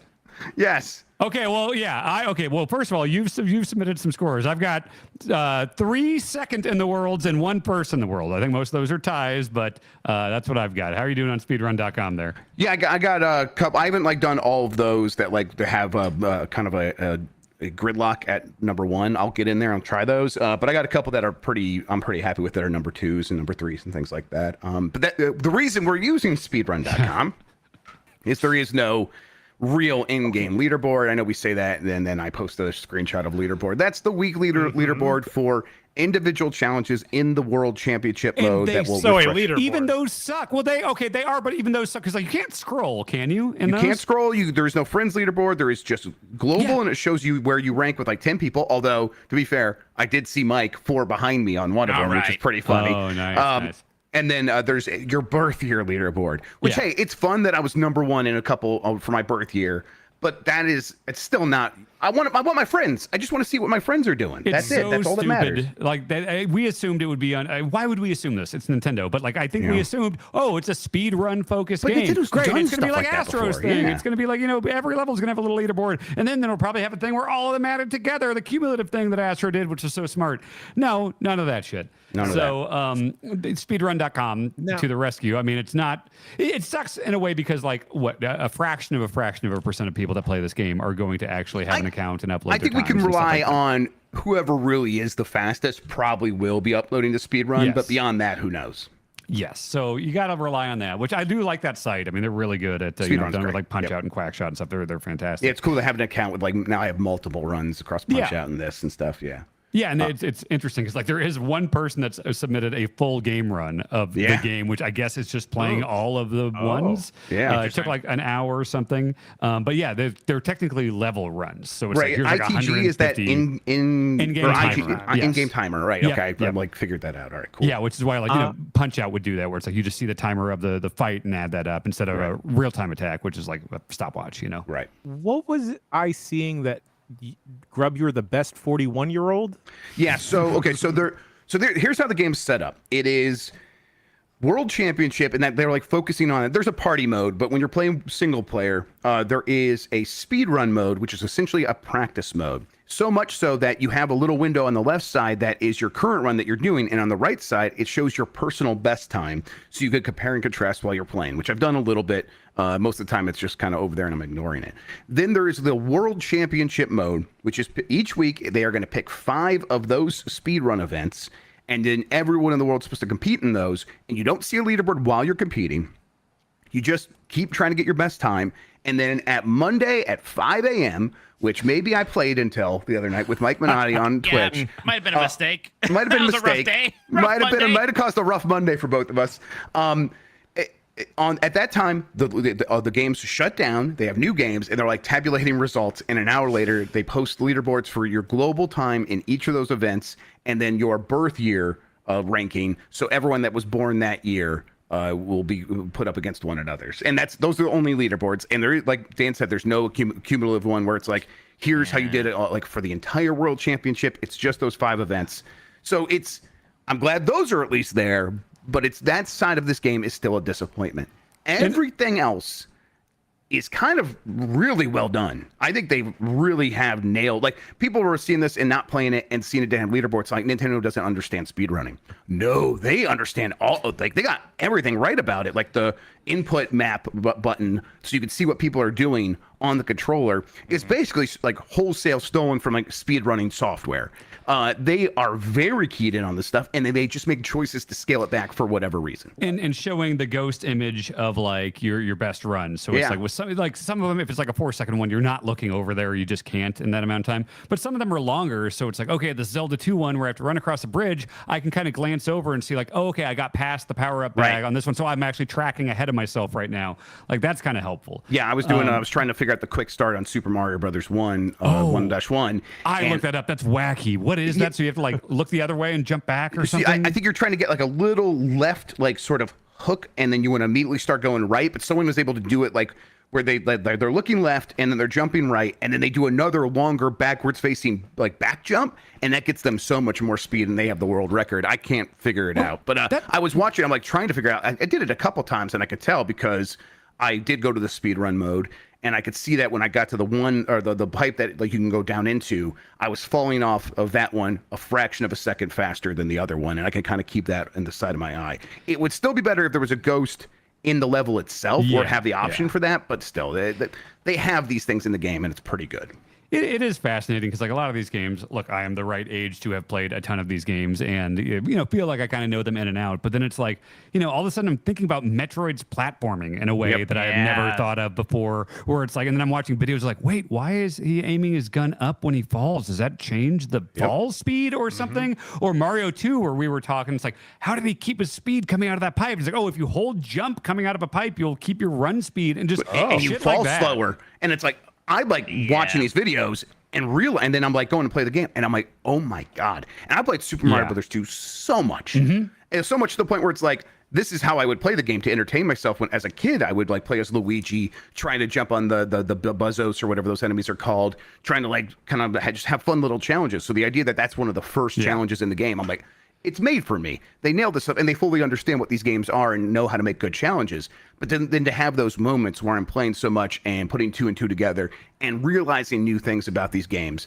it's pretty magical. It's pretty amazing. And that's the beauty of speedrunning is like, when I played Mike Tyson's Punch-Out a billion times before I started with speedrunning it. And then you learn all these things about how the game actually functions and everything. And it just fundamentally changes the way you approach fights and the way you play the game. Like Quackshot and stuff. Played that a whole bunch growing up. And like now it's like, if I play it now, I'm going to shoot a plunger every time I jump because I know X and Y or whatever, because I've speedrun the game. It really does give so much new life to these games you've played a million times, which again, I don't need to play Mario 3 or Zelda again, I probably will for the rest of my life, but like it's fun to do it with like a different purpose for it, and to have it like presented in this way where here is a 5-second challenge. Yes. Do that as fast as you can. And then it builds. Well, it sort of goes up and down. And they're like, here's like a 30-second challenge. Here's another 5 one. Here's one that's like literally 2 seconds. And then maybe the legendary challenge will be beat the entirety of Super Mario Brothers 1. And I'm like, hell yeah. I've been doing all these things, building up all these skills. And now I can use it to actually just straight up speed run Super Mario Brothers 1 in Nintendo World Championships. And it was great. I'm like, I want to do more of that. So it was really well done. It was great, like getting really into the weeds. Like that Metroid one was the one I spent the most time grinding, where it is just one of those like vertical corridors, and you're just jumping up it. And I saw a video where somebody got like the one crawler enemy that crawls around the whole platform counterclockwise. Yeah, he was going like normally it does it counterclockwise, so he's kind of in your way. You kind of have to like wait a bit to jump around him. Then I saw like somebody has a really good time. Wait, why is it going clockwise? So he has a much cleaner jump there. And I was like, how is this happening? Yeah. And finally, like, people are like, oh, like, you have to make one enemy scroll off the screen when he's facing to the right instead of the left. And I'm like, why is that what determines that? But it is. And just, like, learning all these weird little, like, behind the codes. Like, it's the Neo and the Matrix moment, right? Like, you're, like, seeing the code and manipulating it. It's incredible. And that's what feels so good about speedrunning, yeah. It's also the right speed of like there is a quick reset. You just hit ZR and ZL and it very quickly goes back. You get a 3 timer and it's like just long enough to kind of get your bearings again and then get started. So like it never feels like it's like, I got to reset this whole L and thing. R for the quick restart. If people are like, because there's the ZR and ZL will take you back to the menu. I learned that very late. I'm sorry, what? Wait, there's one that you don't have to do the menu part? Yeah. Oh, really? Just push do a try right now. Push the shoulders, not the triggers. Lemmy Koopa, hang on. I have fought this motherfucker 300 times in the last 12 hours. It just restarts. Yeah, I know. Okay, I feel way better. I thought that's what you were saying, Dan. No, I was saying this one. Yeah. I didn't know about this one.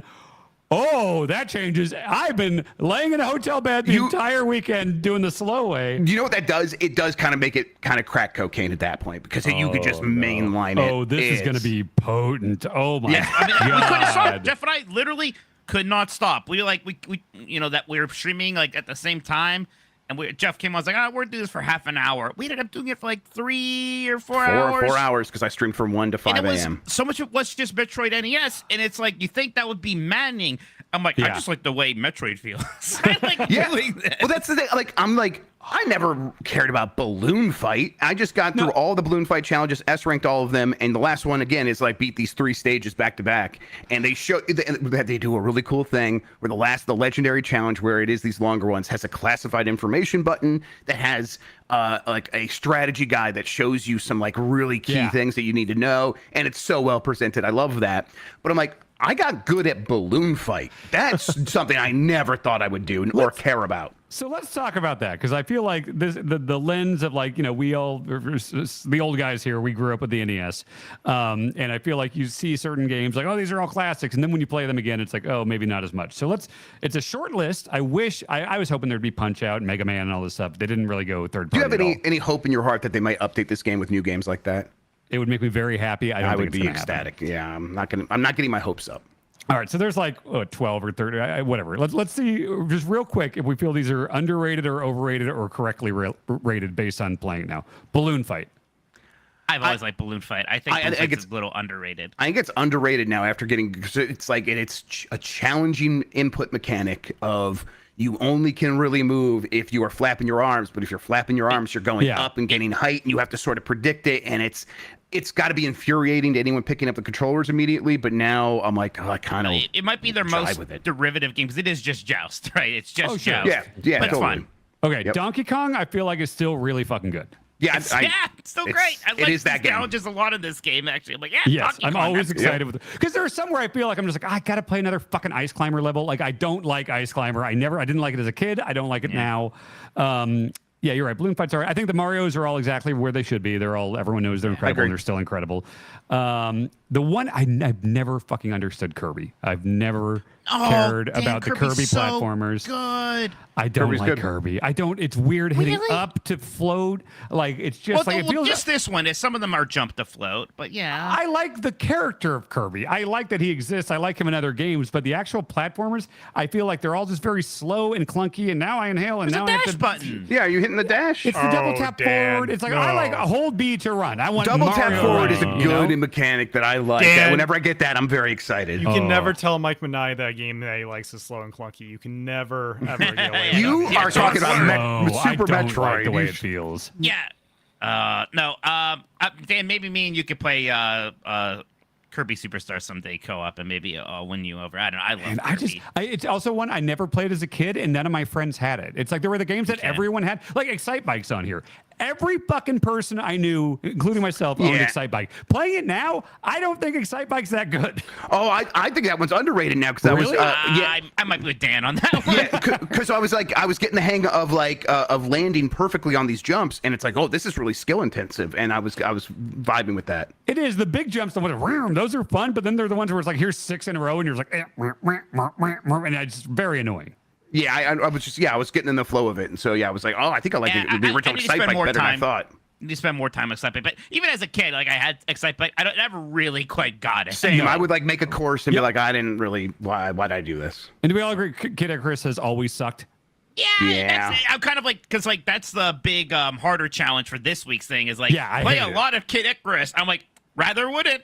Rather would. Yeah. It's slippery. It's I don't know. The jump is like there is no half jump, so you always hit your head on one of those parts. I'm like, this sucks. I hate it. It slows me There's down. hearts, but the hearts aren't health, and only Castlevania can get away with that. Yes. Right, that's How dare Castlevania's you. thing. You can't stand where he stood. Yeah. Kid Icarus, like I always like, because that's one where I never really played as a kid, so I went back to it like way later, and I'm like, I don't know about this one actually. I would play it Yeah. at friends' houses and just be like, "Fuck this! This sucks." I never liked it. Smells like a BCR segment. Rated, overrated, properly rated, underrated. Oh, Yeah, we a bunch can do of that going NES forward. Yeah, games. let's do that. yeah. Fun. I like that.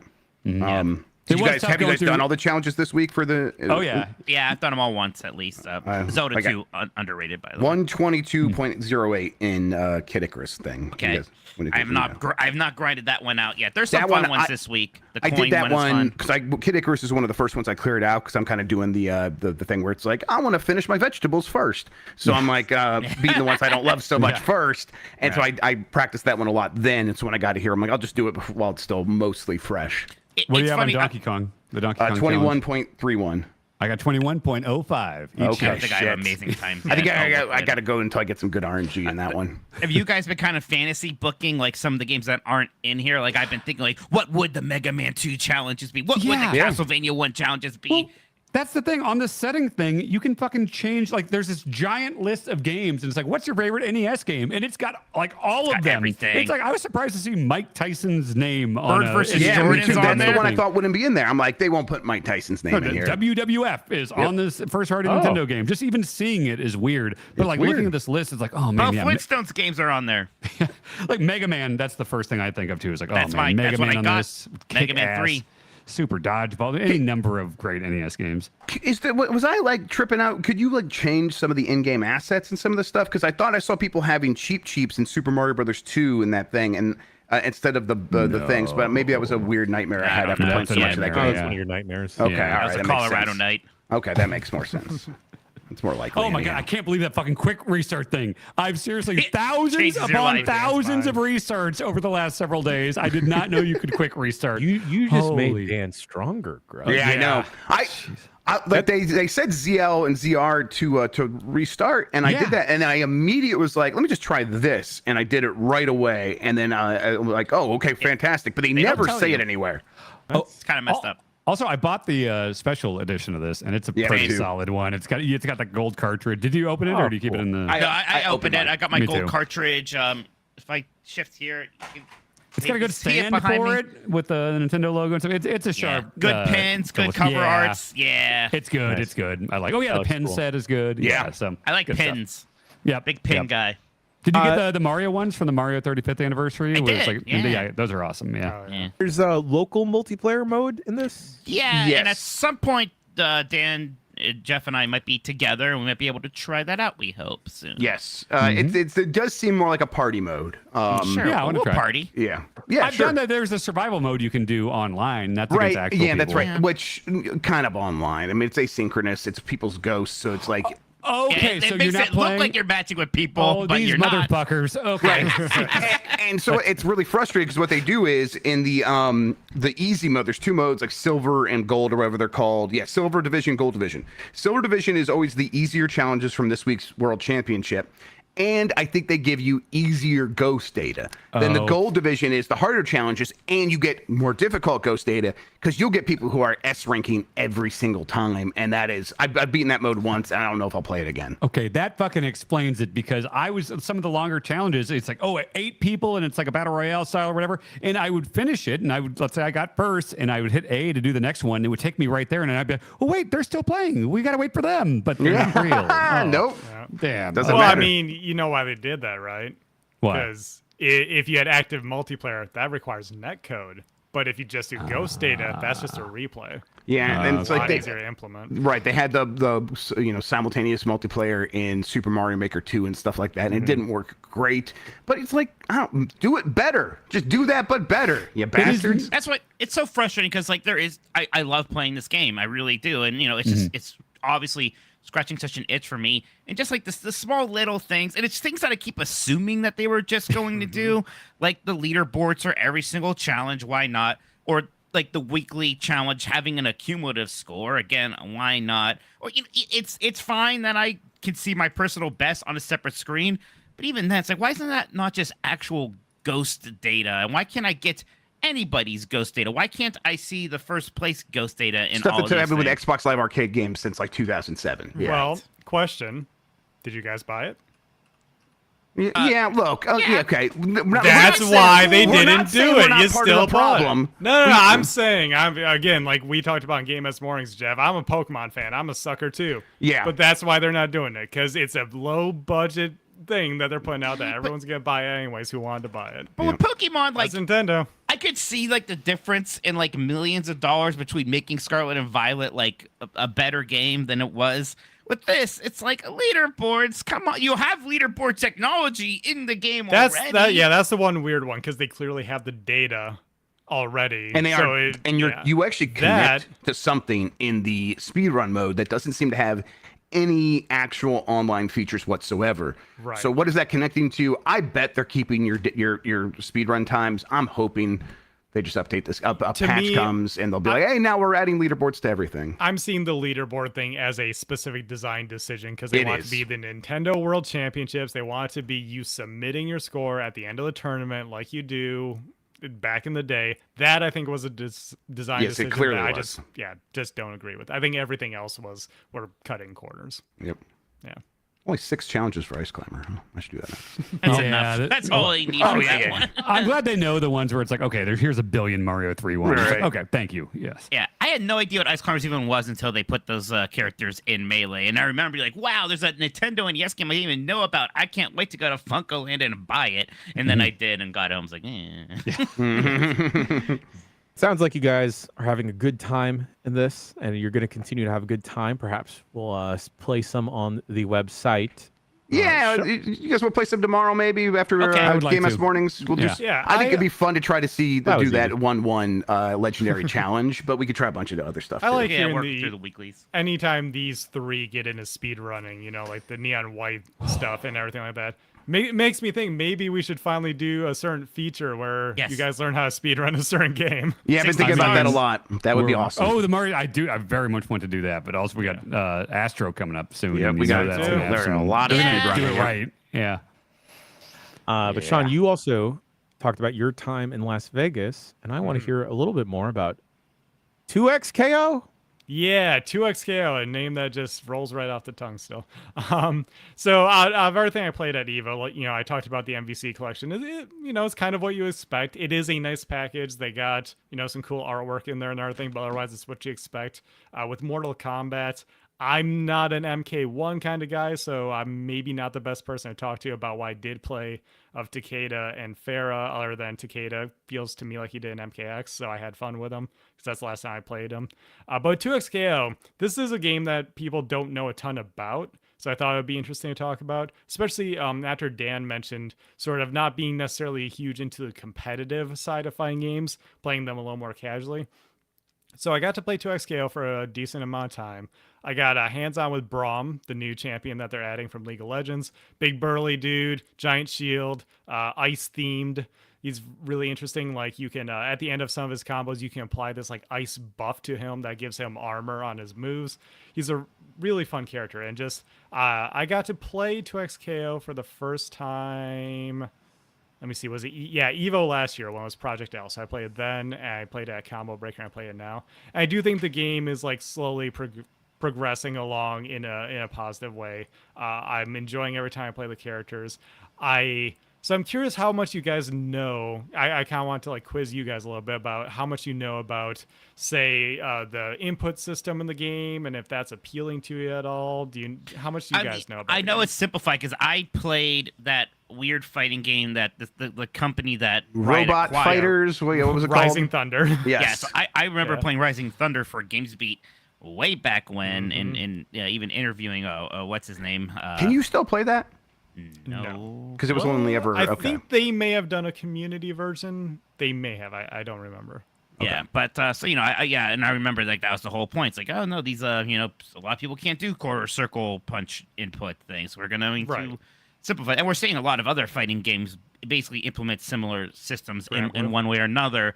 It's interesting to have a game that's entirely built around. Yeah, Seth Killian. I interviewed Seth Killian about that because it was his company, and then Riot acquired it, and they've been working on this since then. It's been a while. Yeah.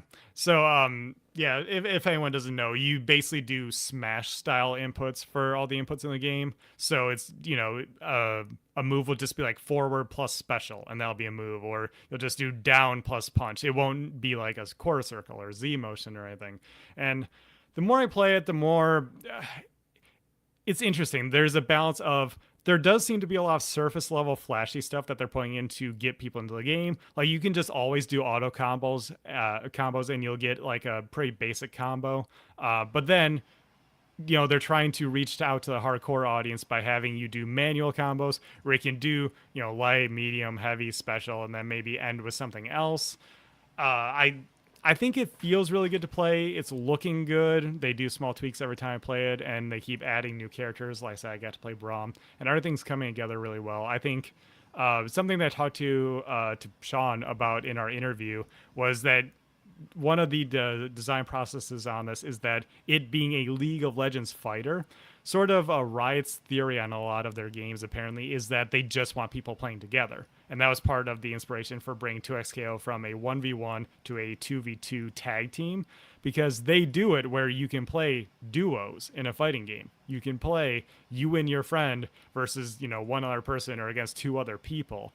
And the way he was describing it is just like in League of Legends, where you can have like, your buddy's the tank and then you are doing damage.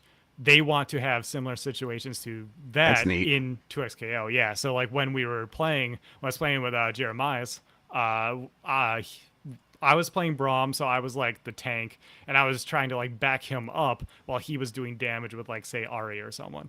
And so once I realized that's what they were going for, and they want like that synergy between you and your friend, or even if it's you on your own and you're just calling in the other person manually, I think that's going to lead to some very interesting situations. And I'm excited to see like if Evo gets, say, I don't know how they're going to handle that. Is it just going to be open bracket and like anyone can enter either as a solo or duo? Are they going to do duos only in a separate bracket? I don't know how they're going to handle it. I assume I would love to see it if like, Evo Grand Finals is like one person who's really good at the game, and then two people who maybe aren't quite as good but work really well as a team, and they go head to head. I think that would be that'd be amazing. Yeah, I think that would be a really awesome thing to see on stage. They should have a tag belt for that though.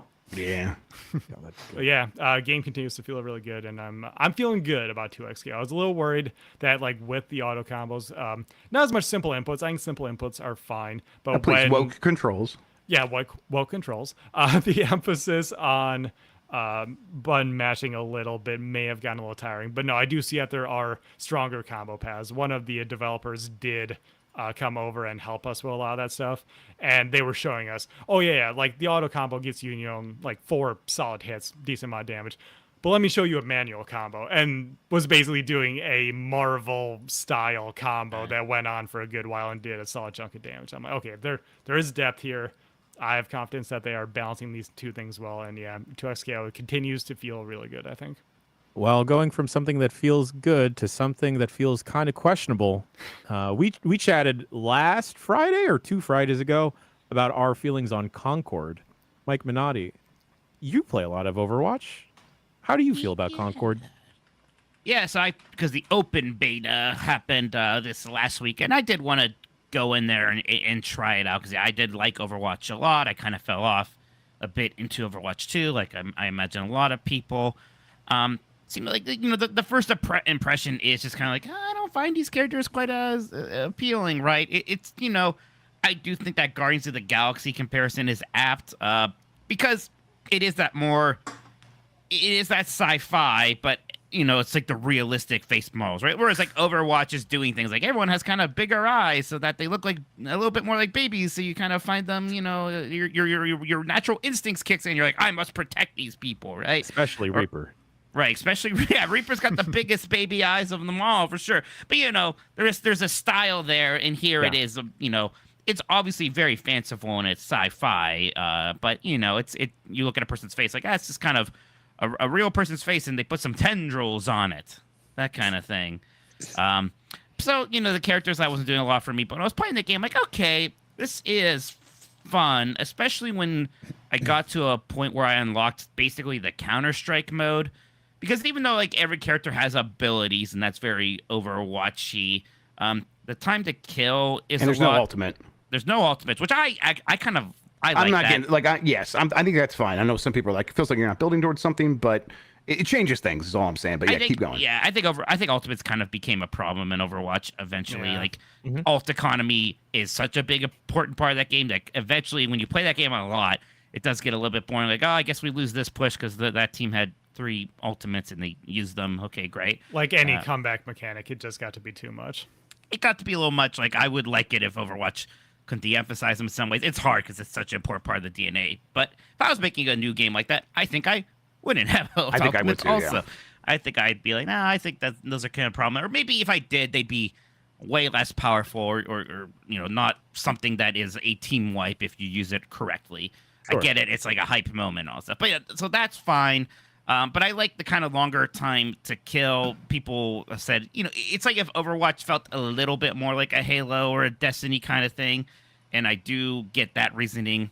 The kind of Counter-Strike mode that I eventually unlocked was actually my favorite.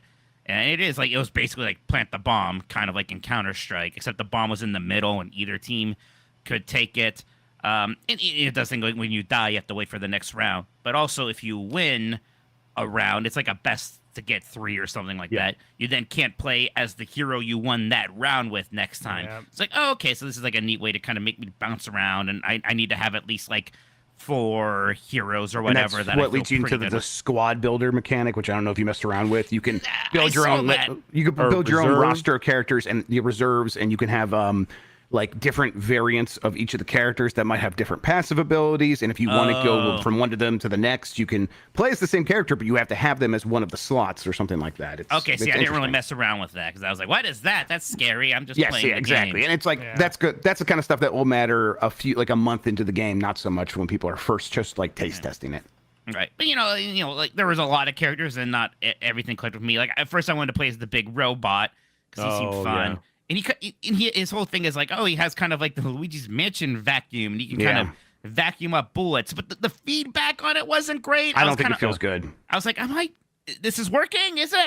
Maybe, I guess. And they're like, they're just shooting my feet. Like, it doesn't like, this sucks. Yeah, it's weird. It's kind of like how Zarya works in Overwatch, but it feels odd that the visual indicator is suction. I don't know. Right. Something felt off about it to me. Right. So there's like a few things like that where things just didn't read quite as well as they could. But, like I was having enough fun. I was enjoying it enough. I will say, though, like right afterwards, I did like pop into Overwatch 2 because they have a new character called Juno, and again, it's like what I'm talking about. I'm like, oh, this character looks so awesome. It's like this 80s like sci-fi like cartoon anime aesthetic. And I was immediately like, I must protect her. She's support. So I went in there and just was immediately playing some games with her. She has like little jetpack things. You can kind of hover around. And she shoots her friends to heal them, which is always a fun mechanic. And I was just like, oh, even with like all the complaining I do about Overwatch these days, this is still better. I still like this more. It's just visually more appealing and stuff like that. And maybe it's just a comfy, cozy factor there too. So it's like I liked Concord more than I thought I would, and it still is just a tough uphill battle for that game. Yep. Yeah. I really wanted to like it because I've been craving an Overwatch but maybe I'll just go download Overwatch 2. Yeah, maybe let's just play some more Overwatch again. I am excited though about the Marvel Rivals beta opening up. Yeah, we should try that. Yeah, I will say that one is funny because every time I watch people play, I'm like, oh, this is really Overwatch. Like they have the same UI, they have the same art style. I'm like, okay. Yep. Yeah. I'm curious for Mike though. The conclusion we came to when we talked about in those initial impressions, which we were hot off of some like issues with the game and everything, so we were varying levels of, I think mostly overall negative on the game. I'm curious what you think of just sort of why do this now, like because like it. I know people want like competition in various spaces, and sure there's room for different things in different genres, but this made me think a little bit about like how the term MOBA, and people are like, yeah, MOBA is a genre. I'm like, is it really though, or is it mostly League of Legends and Dota and everyone tried to copy them? I kind of feel that about hero shooter right now, and like Concord's like, we're a hero shooter. It's like, or are you going to be for very long? The evidence is no one's really asking for this game based on the Steam numbers, where almost no one played the open beta. It seems like the numbers aren't quite there. I'm curious if you think like is it worth it when Overwatch is right there? Yeah, and I can tell you why this game happened, because if you're Sony and you have this shotgun wide net approach to live service games, of course one of those is going to be an Overwatch right? Yeah. And here it is. No, it's difficult. The $40 to get anything is going to be hard for a lot of people. Like for me, to me that's always a selling point. I'm like, oh, I liked when Overwatch was like that actually, but most people are gonna be like, no, I'm not gonna pay to try this game. I mean, people could have tried it for free this last weekend, and like Jeff said, the Steam numbers didn't seem very good. I'm certainly far from rooting against this game. Yeah, sure. Like, we never want games to fail. Like, obviously, it would be awesome if this has some kind of comeback story where it's like, they do turn around, they listen to people's complaints about the beta, and it does turn into a really good game. That would be sick. I'm just a little worried about it.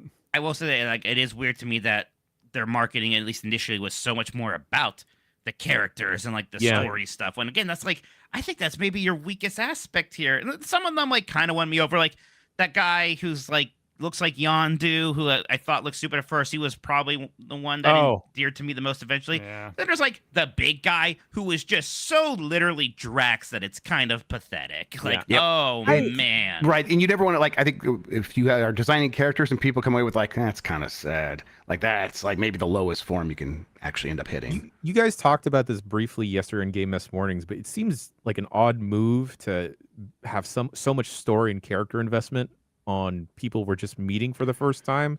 Yeah. And we just immediately draw the comparison to Guardians of the Galaxy when, they completely scrapped the Last of Us multiplayer project, where I feel like the Last of Us probably has the most.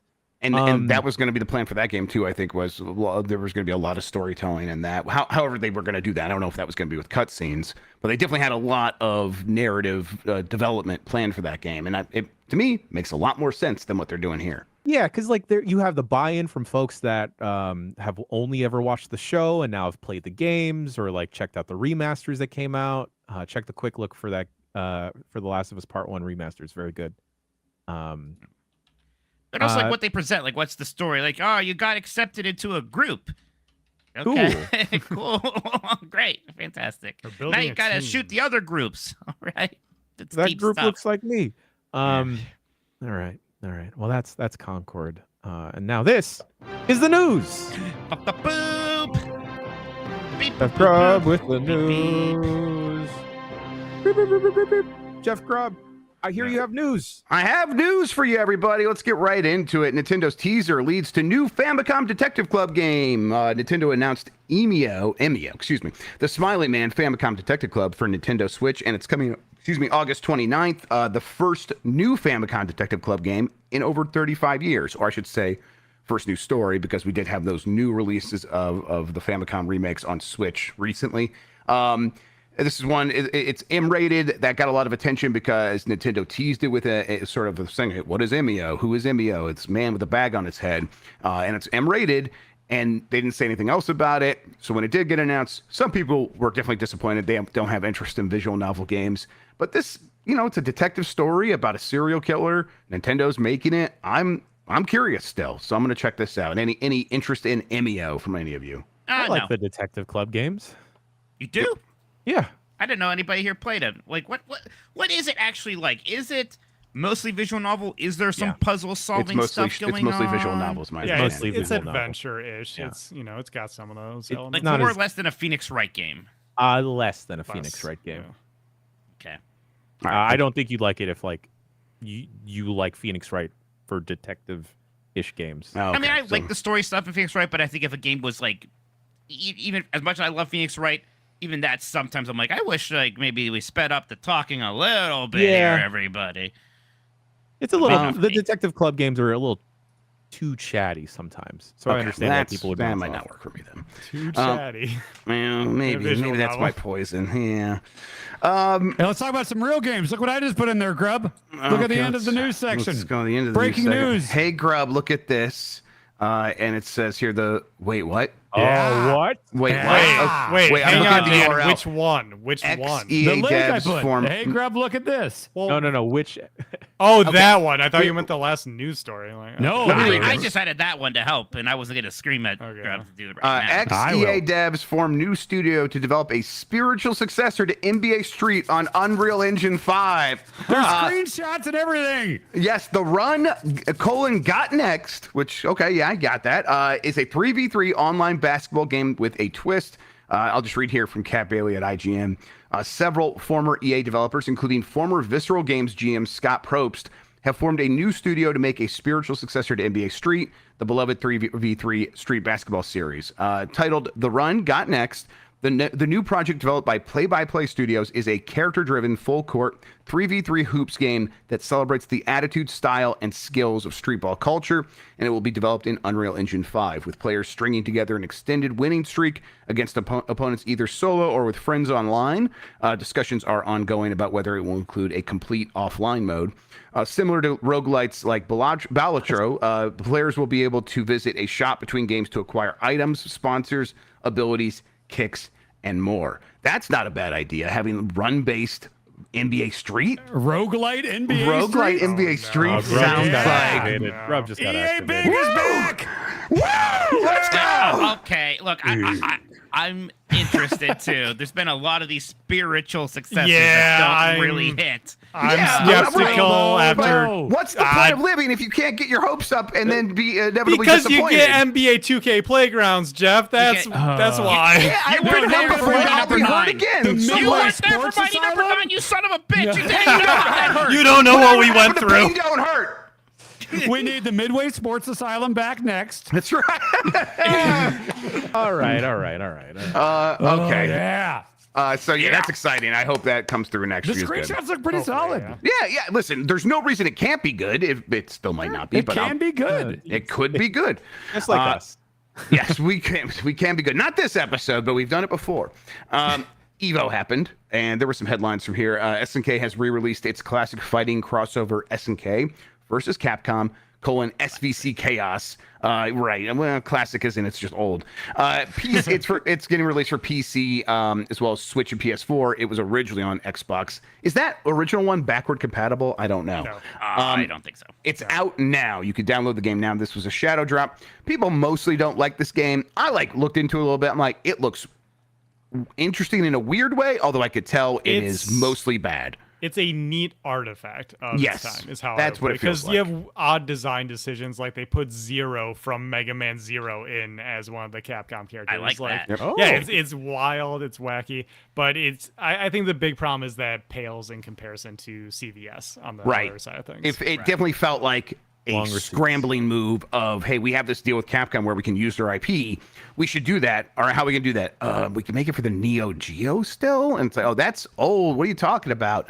Part of me is like, no. They support the Neo Geo because of where it was popular in the countries it was popular. sure, yeah, but it just felt like they were making a move to like use the IP at the last moment. They were probably about. I think to you're expire. dead on about that. I think I Yeah. have heard a story where that's literally what happened. Okay. They tried to slap it together at the last moment. It looks like that, and part of me is like, okay, I still am interested in that. So I'm glad that this is widely available now. This is like SNK at the kind of end of their first run when they, are about to go bankrupt or whatever. Exactly.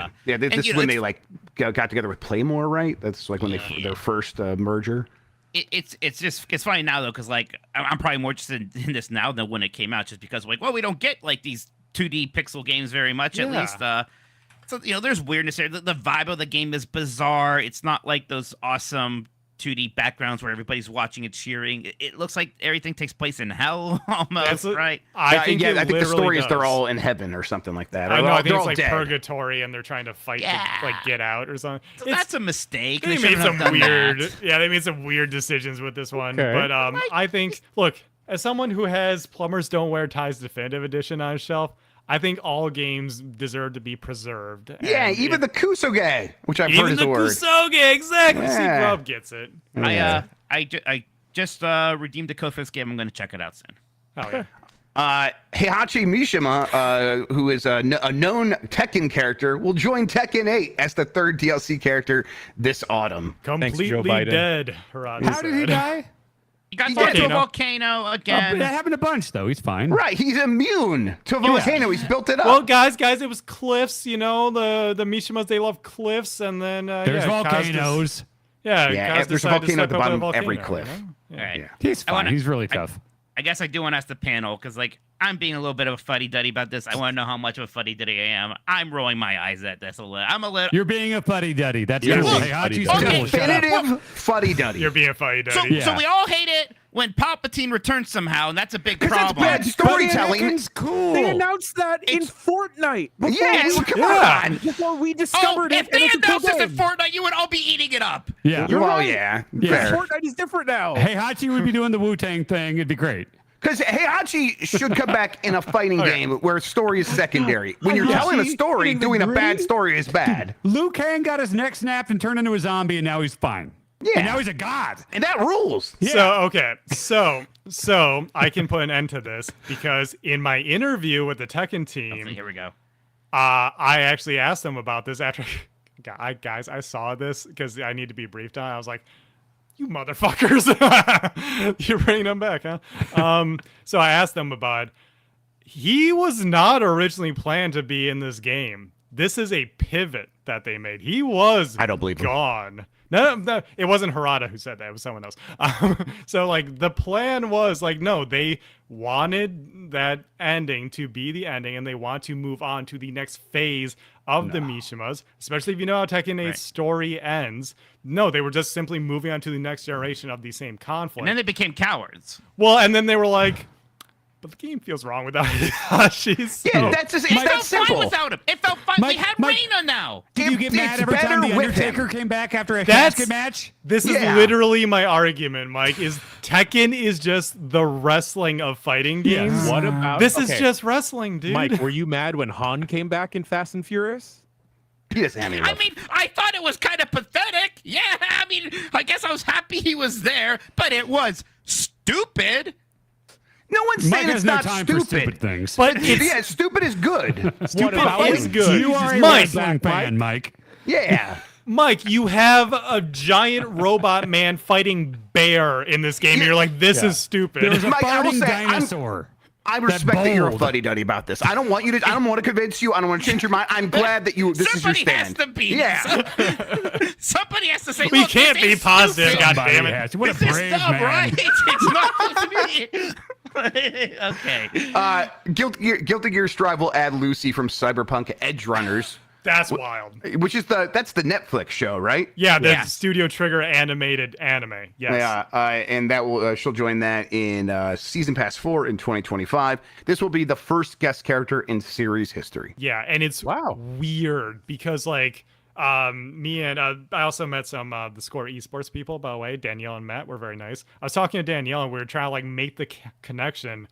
Why? Like how did a character from the Cyberpunk anime make it into Guilty Gear? Because like CD Projekt, trying to put their characters in everything, but why this game for this character? And we sort of like realized, oh, wait a second, Arc System Works did that Kill la Kill game, Kill la Kill, a Trigger animated show. Like maybe there's just a business thing that sort of went down the chain there, but still a wild. I always thing assume to it's put her in. someone who is influential on the team, watched the show, and liked the character. I think that I always just assume it's a Kojima situation where he's like, oh, I watched the TV show and now I like this actor and so I'm going to work with them. But that's a lot. the connection there is probably a big part of it. I don't know. For some reason, it seems like a better fit for me than like I don't know anything else Cyberpunk characters could show up in. Maybe BlazBlue would have been an even better fit, but that's the thing. Yeah, I was like, she would would have been a perfect BlazBlue character, except there's no new BlazBlue right now. Yeah. So yeah. All right, let's keep going here. Let's see. Valorant console release date and Modern Warfare 3 Game Pass launch details seemingly leak, although I think we've gotten Modern Warfare 3. Modern Warfare 3 is official. It's coming to Xbox Game Pass tomorrow. Thank you. And then Valorant also could be coming to console very soon. It's rumored to launch on July 26th. This information comes from Ecstasis, who has a history of accurately revealing upcoming Game Pass titles. Valorant, of course, would be free to play, but there's been a lot of extra stuff in Game Pass for Riot games in the past, so that could be what's happening. Valorant's the Riot one, right? I'm not. You're right. Having a brain fart for a second. That's the Riot hero-based Counter-Strike. That's pretty fun. I'm really glad that MW3 is going to Game Pass because, like, I said this in my Game of the Year list last year. It ranked in my top 10, and the thing I started with was, do not buy this because it's insanely fun, but it's a $70 DLC. So is this the one that didn't have a real campaign? Right. Yes, I think that's why I never play this one. Is because it's like that's kind of my main thing. And, but the cool thing is they brought back like all of MW2 like classics maps. The maps, I like those. Yeah. But with the gunplay of the current game, so it's still a game that me and my friends play all the time. So this is a great way for people to get in. And all I'm hearing is an excuse to bring back Oops All Nickies. Speaking of Nickies, I just my phone buzzed and I checked it and I opened it and it went right to the mini leaderboard. And Nikki, who I believe is in chat, did it in 12 seconds. What? 12? Which? Oh, you can't type that. Unless you're in chat and listening to the answers as Dan did the crossword. So, but let's keep that to ourselves, all right? Like, I trust Nikki. I trust Nikki. I know. If I was Nikki, I would do it. I know them better than that. I right. Let's see here. Xbox is reportedly exploring more new Game Pass tiers. Microsoft is considering a cloud tier that would be relatively cheap and accessible. That's for Mike, allowing users to play games without owning a console. We've said it every time this has come up.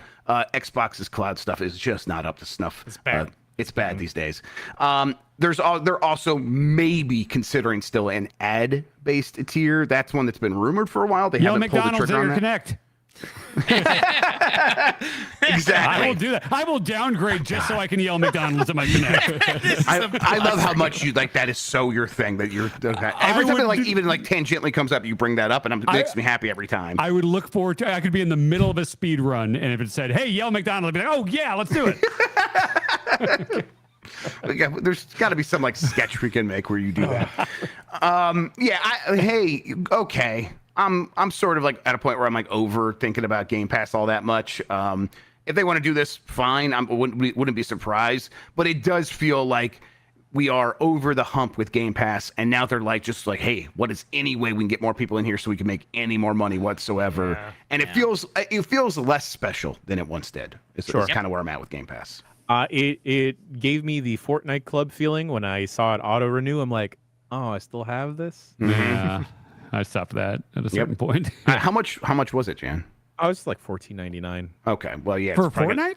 No. For okay. Game Pass. So you have on a console. Yeah, it's probably going to go up to 20 here pretty soon, Jan. So keep an eye on that. Okay.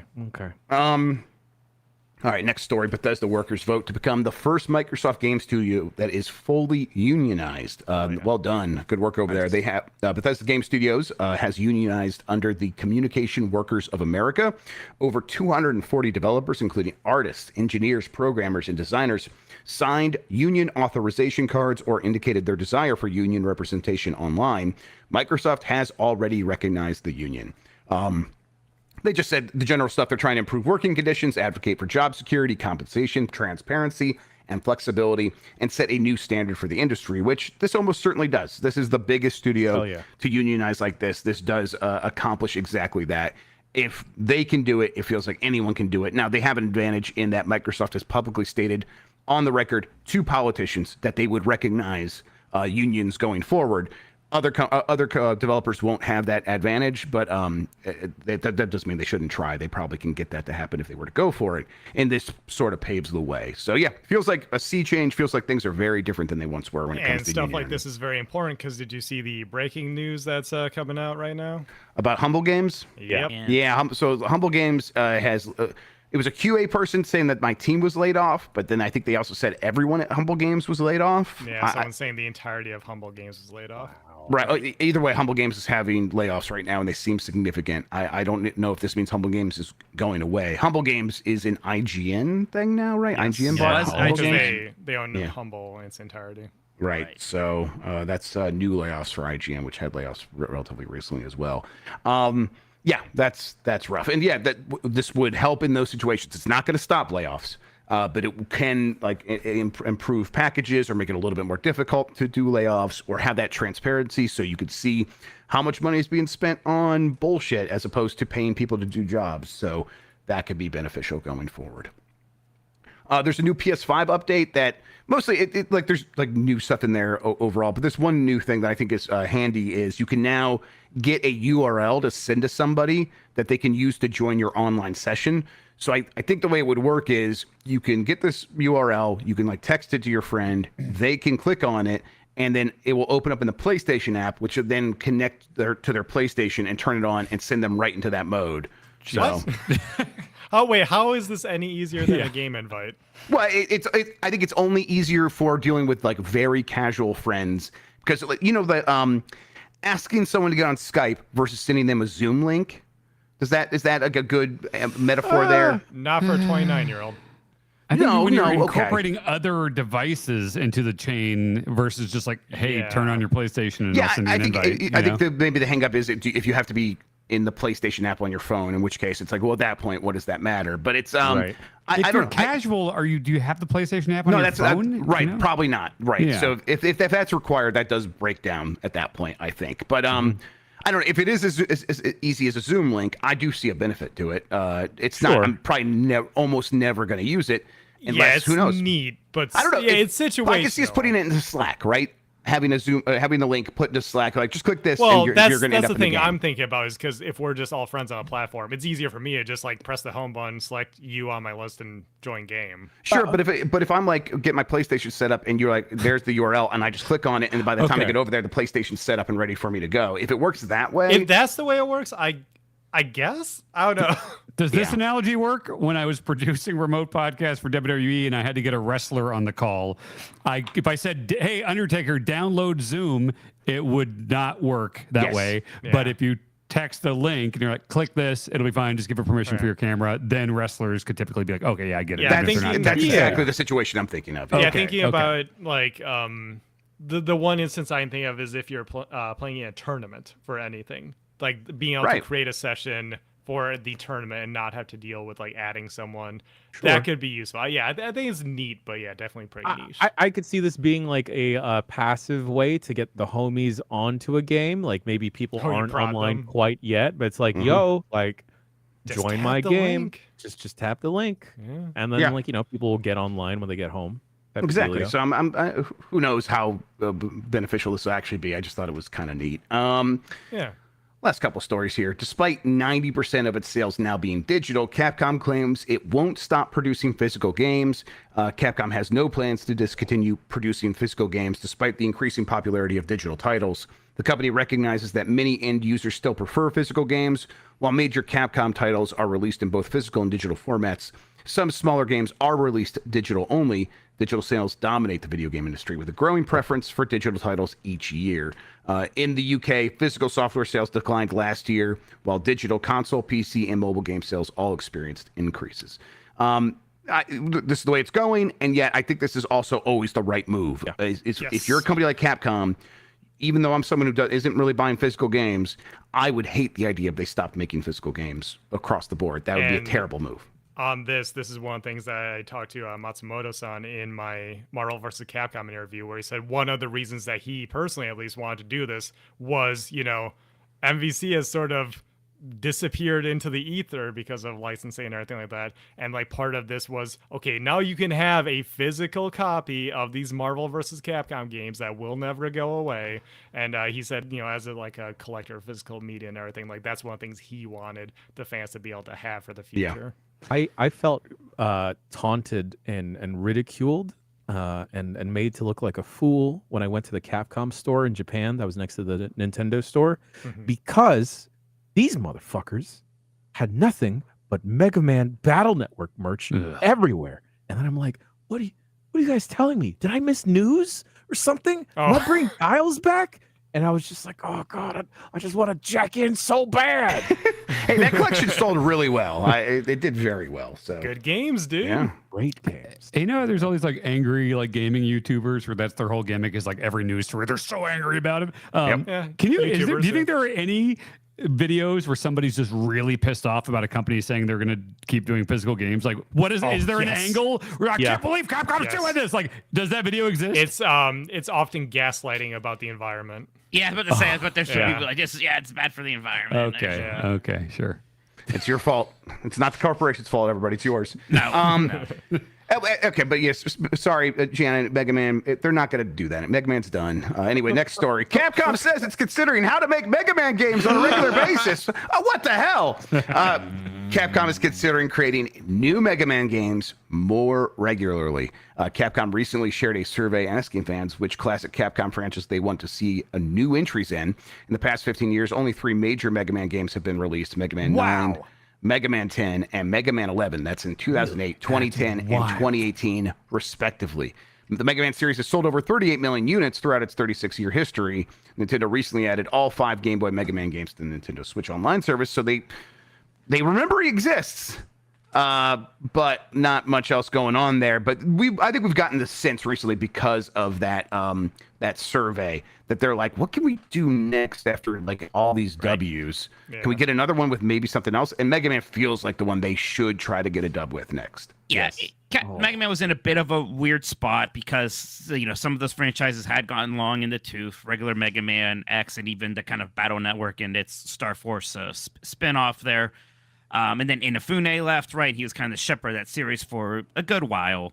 And I think like Mega Man 11, even though it was the best-selling Mega Man game, I think they had some higher expectations for it, and that scared them off a bit. I think, gosh, enough time has passed from that. There are so many directions you can take Mega Man. And even as somebody who does like classic Mega Man the most, I don't think that's maybe the smartest thing to do next. You either bring back X, either bring back Battle Network even. Or there's other collections we can still do here, especially a Legends game collection. A certain Mega you know what you do? You do Doom 2016, where it is new Mega Man, but then occasionally he has to hack into a system, and then you play a couple of levels that are like NES Mega Man. Yeah, that'd be cute. Yeah. I thought where you going with that? Did you hear about the canceled Mega Man X like FPS? Maverick Hunter, I've heard about it. Yes, they should do that too. What they really should do is, it could be like that. But we had Mega Man, we had Mega Man X and Zero. It should be the next one of those, like Mega Man blank, and it will probably still be a 2D action platformer, with all of that familiar stuff.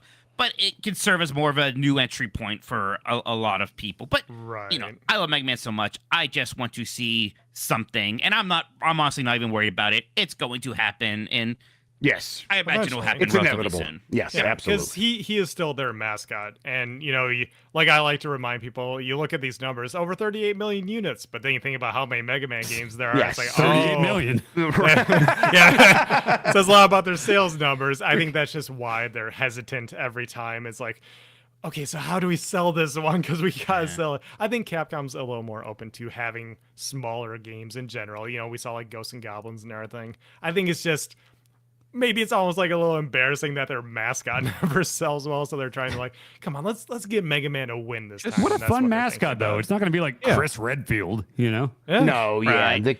they're better off sticking with Mega Man and trying to replace him with someone else. Honestly, I forget where it happened, but people are asking like, is Mega Man really still the mascot, or is it like maybe Ryu at this Nah, point? it's that dog from Resident Evil 4. It's definitely The a Bionic Commando guy, hot dog arm. Because they still, because like, you know, Mega Man does still show up in a lot of things, and the merchandise for Mega Man has always been very robust, right? And I mean, at a certain point, maybe you need to make a new game just to keep supporting that, right? So you can keep making this maybe smaller but very diehard group of people. Get the people who like Mega Man, and like who me, spend money.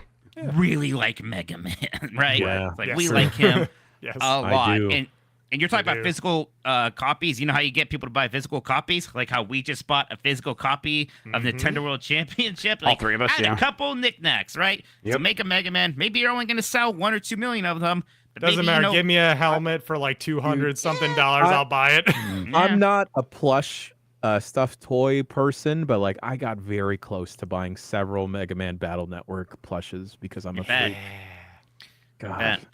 So I'm excited. I'm, you know, Yeah, and it's you're gonna right. happen. I can't wait to see it. You're right about it. It's you shouldn't be worried because they will do another one, and it's it's not even the longest it's been since one, right? Between 2010's Mega Man 10 and Mega Man 11 in 2018, that was Yeah. 8 years. So Yeah, that was about as long as it got. I mean, there's some smaller Getting games close, that I aren't suppose. on like that. You know, like that you had that Mega Man X dive happen, which you know it's small, but it is a game. And right, you're right.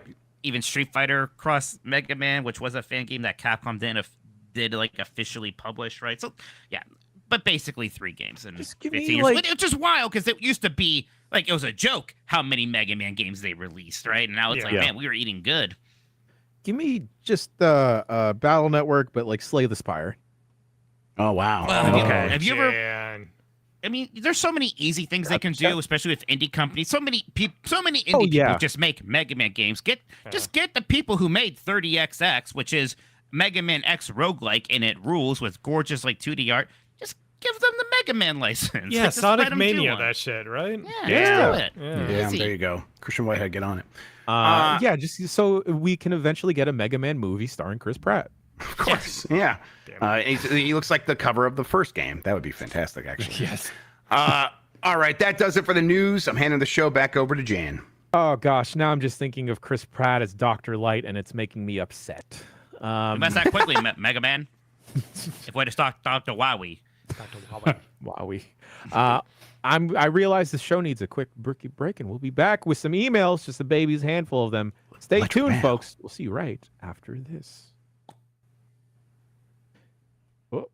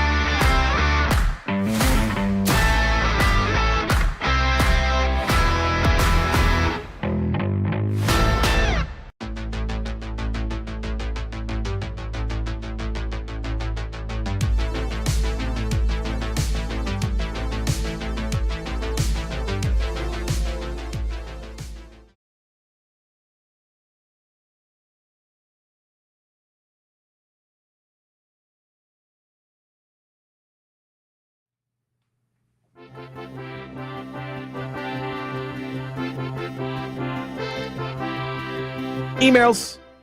Bombcast at giantbomb.com is the email address to send your emails to. You can send emails about virtually any and everything, whether you've got a quiz you want to send our way, fan casting. You see us in what characters we would be in, perhaps the My Dinner with Andre, which characters we'd be there, whether it be Andre or the other guy. Let us know for sure.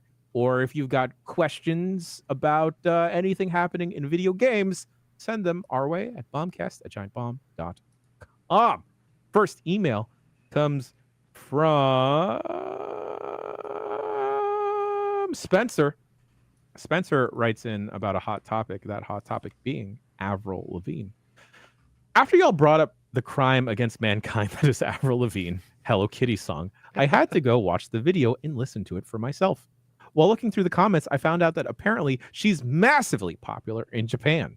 She has clothing lines there, has sang songs for anime openings, and is the first Westerner to have 3 albums in a row sell over 1 million copies in Japan. TLDR, Japanese people love Avril Lavigne. Spencer. Yeah, no one's felt this way about a foreigner since David Hasselhoff in Germany. It's almost matching those levels.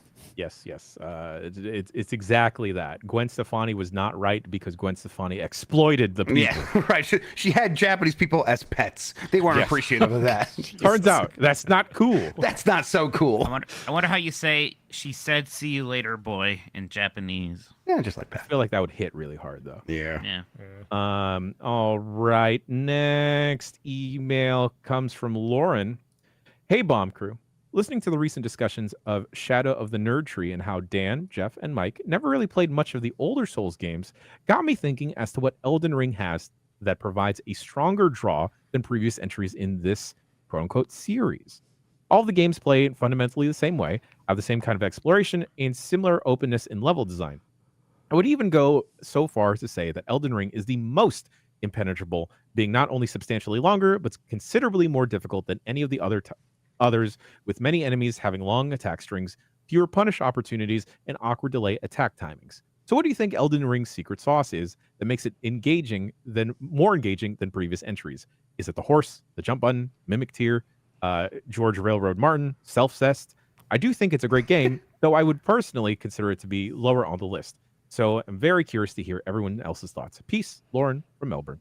You could run away. Something challenging. The idea of having an open world where you have options, so that you're like, well, I'm not having fun because I'm getting beat by this boss. Well, there's a million other things to go do and have fun with. Now I know that leads to leveling up, which makes those things easier. You just see the pathway to conquering the game much easier. It's easier to visualize in Elden Ring than these other ones, and so I think that was a gateway for a lot of people. I played some of these games before, but I was most excited because of that reason. I'm actually doing my first Dark Souls 1 playthrough right now. Yeah. So and I've been enjoying that a lot. And it is kind of funny. Like, why didn't I care about Dark Souls when that was coming out? Really.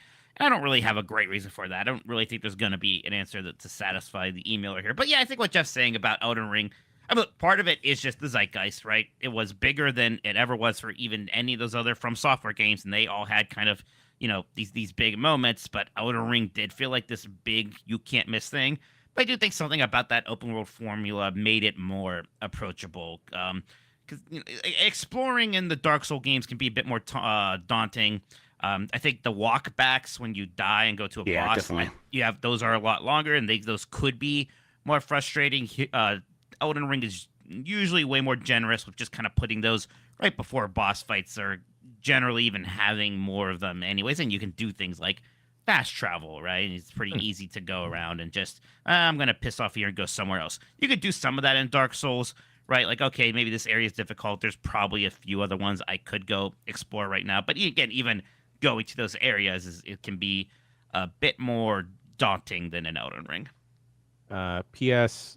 Lauren has the correct ranking of these games is as follows: 1, Dark Souls 3, 2, Bloodborne, maybe 3, Dark Souls, 4, Elden Ring, 5, Dark Souls 2, and 6, Demon Souls. They add, I don't think Sekiro really fits in this list, as it is pretty different at its core. It is the best FromSoft game. It's the best has game ever from made. Soft. Yeah. and is one of the greatest games of all time. Heart Yeah. emoji. Yep. I'm gonna play Armored Core Sekiro 6 also. actually goes above that, though. So, Yeah. Correct. Sekiro is great. Love that game. yeah, Sekiro rules. Next email comes from Will, sent from my iPhone. Dear Bombcast crew, as a fighting game fan whose favorite series of all time is Marvel vs. Capcom, the announcement of the collection at the Nintendo Direct was a dream come true. I was totally convinced we'd never see any sort of re-release or new installment because of the legal issues and the fact that the last game, MVC Infinite, was a dud. But now, it seriously looks like there's hope. Are there any series or franchises you totally thought were dead, but unexpectedly returned to your delight? I'm mostly thinking games, but it could also honestly apply to TV shows, movies, books, anything. Sending love from Chicago. Will, sent from my iPhone. Yeah, Marvel versus Capcom. Yeah.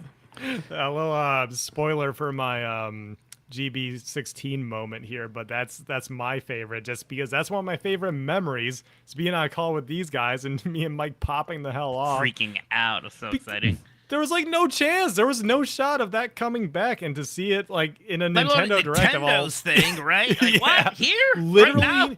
Okay. never been associated with Nintendo. Yeah, that was wild. That's apparently something that they thought was like very fun, was announcing it during the Nintendo Direct. They were like, yeah, get it out to a different audience, you know? Like, oh, Yeah. you guys. Smart. It's weird with like TV shows and movies because it seems like everything comes back now to the point where it's not exciting. Like there was that time in my life where you were like, "There's a new Quantum Leap." I would be like, "That is the most exciting thing to ever Is happen." that show still happening? Right? Yeah, I think that show came out. I don't know. I No, never it saw definitely it. came out. It definitely came out. It was on network TV. It has like 24 episodes a season. I think it's still going. I think it was on long enough that's actually like finished, I believe. Right? Yeah, I Jesus think it's Christ. done. Like you know, Jeff. You know how much of National Treasure was kind of like an early meme with me for a while. Right. They had a show on Disney Plus. I didn't watch that. Like, Well, like you were everything watching comes Brenda back, Cage, and it's and- always kind of mediocre usually. I don't and if know. it's not Top mediocre, Gun Maverick was pretty sick. so that's the Yeah, thing. Top If Gun it's Maverick not is an mediocre, example, yeah. then everybody talks about it, so I will know, and then I'll go see Top Gun Maverick and cry to the Lady Gaga song in my car afterwards yeah, as I buddy. listen to it on repeat because it's the most beautiful fucking thing ever. Like my otherwise, kids love that song. Yeah. it's good. Hold my hand. I'm it's seeing like Twisters otherwise- tonight, by the way. Oh man, Yeah. I'm like was kind of hoping we could all see it together. Maybe I'll make you go see it with me again if we have nothing else to do one of those nights. when Okay, you're I'm around. excited. Yeah. I'm excited. Glenn Powell's going to save this country. Oh yeah, he's already doing it. Yeah, well, then that is the one I'm kind of excited because there's a rumor like he's gonna also be in a new Backdraft. I'm like, hell yeah, Let's get now that you got my attention. Mike is right. Mike has the correct take on this, where it's like, yeah, there's so much stuff coming back that it doesn't feel special anymore. But the one that got me was Dark Crystal, the Netflix show, is actually surprisingly good, and like I like the idea of Dark Crystal the movie more than I like watching Dark Crystal. Sure. Yeah. And so when the show came out and it kind of like actually got a lot of that stuff right, and I think Mark Hamill does one of the characters and he's just fucking killing it. It's a good show. I like it quite a bit. I just thought of a perfect one from this weekend because like I never just like watch TV. You know, it's like, okay, I'm gonna go to Hulu or I'm gonna watch the show I want to watch. I'm never flipping through channels unless I'm in a hotel. And I was in a hotel and I was just playing NES and I just want to put something on in the background. And I saw on Comedy Central it's like Beavis and Butthead, and I was like, oh, I love Beavis and Butthead. Let me put that on. I did not realize that it came back, and it was Yeah, like they were like it's good. old. The episode I saw, they were like older. They were like in their 40s or 50 or something, and they were watching like influencer like YouTube videos instead of Yep. music videos, which is such an interesting take on it and like what they would do. And it's still Mike Judge, it's still the voices, and like I was like laughing through. I was like, "What the fuck? How is It's good. Beavis Yeah, and Butthead yeah. have a new show and it's good? Like it makes me want to find it and watch more of it." Yeah, that new Beavis and Butthead is actually pretty great. Yeah, I was shocked. I was like, oh, this is still. I think fantastic. it's on Comedy Central. They're doing a new season on Comedy Central now. I think it was. But it's also yeah. on Paramount. I think it's all on Paramount Plus also. Yeah. That's probably why I didn't, because I've never had Paramount Plus. But I And there's saw a on new Comedy movie Central. too that was like part of that also. Right. The new movie was pretty good as well. It was good. I It was wasn't so quite surprised. wasn't quite Do America good, but the new No. movie is good. Well, it did I have never Red saw Do Chili America. Peppers, so. I should You never watch saw that. Beavis and Butthead Do America? No. We had Yeah. a meeting in fourth grade. I went to a Catholic school, and Miss Ciani pulled us all into we had like a rally with all the teachers and all that, whatever. And they're like, there is a show on television right now that is very popular, and it would be inappropriate to even say the name of it. But talk to your parents about it There's and the make word sure. butt in it. Yeah, because butt was in the word. It was a Catholic or school. And it's like, yeah, talk to your parents about it and make sure you never watch it. At a 90s one were point just in- incredible. The fake problems we had to imagine. Oh yeah, Yes. the moral, what was it called, scaremongering. Yeah, Yeah, that the stuff was moral- constant. yeah. Moral panics, yeah. There's a scene in Do America where an old lady says sluts, and Beavis thinks she's saying sluts, and they both get very excited, but for different reasons. So it's a good movie. Yeah, so that new show seems good. Also, MacGruber came back, which is good. Right, of course. Wet Hot American Summer MacGruber came show was- back and was supposed to be good. That Wet Hot American Summer Yeah, that's first supposed to be. season Yeah. is one of the most incredible things that has ever been made. It is the best prequel ever made because there's so many weird jokes in Wet Hot American Summer, and then they explain the origins in this TV show, which they never had any explanation when they were making it, but you find out how the John Benjamin becomes a can, right? Yeah, I was just about to ask. We find out why that guy's a can. Yeah, because he starts out as a man. It's incredible. Show me the fever. Yes, and where that song comes from, they explain where the song comes What? from, everything, and it's so fucking funny. They do there's another season that's like the last day of camp or 10 years later or something like that, and it's not as good, but it's still pretty decent compared to everything else. Someone in the chat goes X-Men 97. You're dead right. Oh yeah, God But again, damn, that like, show ruled. you all heard about how good X-Men 97 again is. It like you know when these things are good, and then it's like, okay, now I'll pay attention. Games-wise, I was very happy that after Twisted Metal got lost to 989 Studios for a few years there, that like NCOG started up and Jaffe and that team made Twisted Metal Black. Like, I know that was only a few years, but it kind of felt like, Twisted Metal's gone, back and then all of a it sudden, felt like this forever, really good yeah. one comes back. Yeah. Yep. Yeah, I can't think of too many with games. I guess it's neat seeing Dead Rising. Pac-Man Championship Edition stuff. That sort of thing. I think about where it's like these old arcade games. They're not going to update them anymore. It's like, oh my god, this is genius. The gaming one, the big gaming one, Streets of Rage 4. Streets of Rage 4 is a perfect one. Crap. Shit, we should do that survival mode too. God. Yeah, that'd be great. Okie dokie. Let's see. Last email of the show comes from Alan in Virginia. Hey, Bombastic crew. All of the talk about PS2 games on Bombcast 848 reminded me of a fun story from college. Freshman year, like a lot of people, a bunch of us would get together and play games on a console in one of the common rooms. I had a bunch of wacky friends back in college, and we tended to come up with weird ways to play games during these hangout sessions.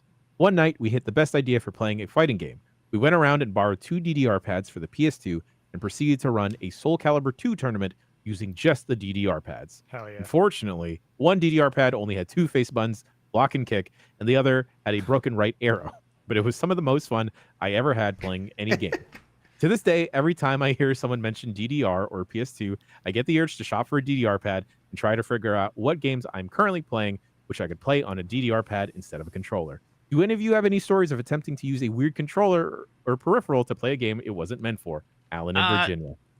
Then I play all of Mary Kate and Ashley's Sweet 16 License to Drive with the Resident Evil 4 chainsaw controller. You did, for many hours. I was fine. You're the one who was losing your goddamn mind. It was a lot. I played a little of RE1 on PS1 with a Thrustmaster steering wheel. Hell yeah, that was fun. Yeah, with accelerate being walk forward and then tank controls left and right. That's incredible. Yeah. Oh, I've seen a speedrun of that. Someone, I believe Froob does that with Alien Isolation. Well, if folks tuned into the GB Sweet 16 stream yesterday, we saw Fond Memory where Dan, you were playing Punch Out with John Drake's face. Yep, and a DDR pad and that's right. gloves. Yes, thanks to Ace Striker. Ace Striker, who also had me play Soul Calibur with a Dreamcast fishing controller once. Oh, yeah. Yeah, yes. Speaking of, so like at EVO, obviously I saw all kinds of wacky controllers. People love bringing their weird stuff to fighting game tournaments. I saw someone had Cloud's sword, but it was a hitbox. And so it just had buttons on for it had materia, but it was like the buttons. Oh, that's like, good. that was really cool. Were you playing? Or guys, God Bless the Ring? I didn't play that there. I did play that at Galloping Ghost last time I was there. But I don't know what the hell he was using that for. I also saw. Oh god. Oh, the classic is because the RE4 chainsaw controller. That is just a controller. It's just shaped weird. Yeah. It's just weird shaped. Yeah. People using a Guitar Hero controller to play a fighting game. That's talent right there. I love when people do that. Well, I can't believe you're trying to diminish my accomplishments with I saw what? Oh, someone, I don't know who they are. They love bringing it to Combo Breaker specifically, the world's biggest fight stick, where they have to like use it as a backpack because it's just this giant cardboard contraption they made. Like the this top, the ball top for the stick is like the size of your head. And he has to like, use it like this and then like hit the giant buttons with his whole palm. And then of course my favorite story is people playing Soul Calibur with the fishing controller, like in a mini tournament that popped up at like 1 a.m. one time. That's the FGC loves their wild controllers. I mean, playing games with the Dreamcast fishing controller is just actually a delight. That's such a good controller. Some games are made for it. Like Soul Calibur actually has that programmed in a little bit, which is hilarious. So good. And that about does it for emails this week. Speaking about this week, we got a bunch of stuff popping off. This week is always super busy. Blight Club popping off tomorrow. Yes. Yeah, I guess so. I'm sorry. I guarantee Proggies this time. Well, we figured out an issue with, like, Jeff couldn't save, and like we just kind of realized, well, wait a second. He could just walk back through that one load screen, and the game should save for him without a save gem. So It seems like cheating to figure things out. Using your brain to think about things is now cheating. Yeah, I think so. Game Mess mornings for the rest of the week. We'll have a voicemail dump truck. Shawn, yes. I was gonna say we're gonna play Nintendo World Championship tomorrow too. In between, Yes, after Game S mornings tomorrow, we'll do some Nintendo World Championship. So. And Friday, Anime Mario Party. Yes. Yeah. Those Demon words, Slayer, I guess. Sweep the board. Me, Grub, Bacalar, and Manati, I think is the plan. We got Switch codes for it. It's an anime Mario Party. Remember when we did Garfield Mario Party for my birthday? It was like And that was lasagna one pizza player? bullshit. That was I couldn't connect, right? That sucked. Yeah, that's right. Yes, we had to have the computer play for you or something. Yeah. Yeah. This is Can I gonna be the we girl got with the Switch pink codes. hair? Yeah, sure, Mike. Oh, yeah. You're totally, what's her face? Yeah, you would be. It's the only character I know for some reason. Bacalar knows anime. He'll teach us about it. Yeah, exactly. Yeah. BCR perhaps this week. Shawn is working on an Evo video, and then I will be joining Tam and Lucy and Emma down in San Diego for Down under. Comic-Con. God, I don't know what to expect, boys. I heard I can buy things there. Cons. It's gonna Find be- some raw denim. I will. Every city I go to. Find coffee Denim's true shops. color. It's It's coffee like shops beige, and probably. denim. And finally, what did we learn today? Oh. We learned that there are pleasant bean men out there that'll offer you canisters of beans to smell from. We learned that Shawn went undefeated this year in Evo. We learned that Street Fighter Third Strike is hella fucking cool. It may have been a mistake to start streaming Nintendo World Championships at 1 a.m. Grub is the best 41-year-old out there. LNR is a quick restart in Nintendo World Championships. Oh my god. That's the most important thing we learned. And we also learned that the true power that healed us throughout this week was proper planning and a speedrunning game. Who knew? That, folks, is what we learned this week. We'll see you next week for another episode of the Giant Bombcast. I've been Jan. He's been Jeff. He's been Dan. He's been Mike. He's been undefeated Shawn. And we'll see you next week for a beautiful episode of Giant Bombcast. What I don't like color's that sound. denim? Blue. Oh, Oh, they just said that. Okay, cool. Asked and answered. if you're going to Comic-Con, we have a panel. Go to the panel, and then we'll see you there. Giant Bombcast is brought to you by your beautiful face And dirt water. and dirt water. Mwah.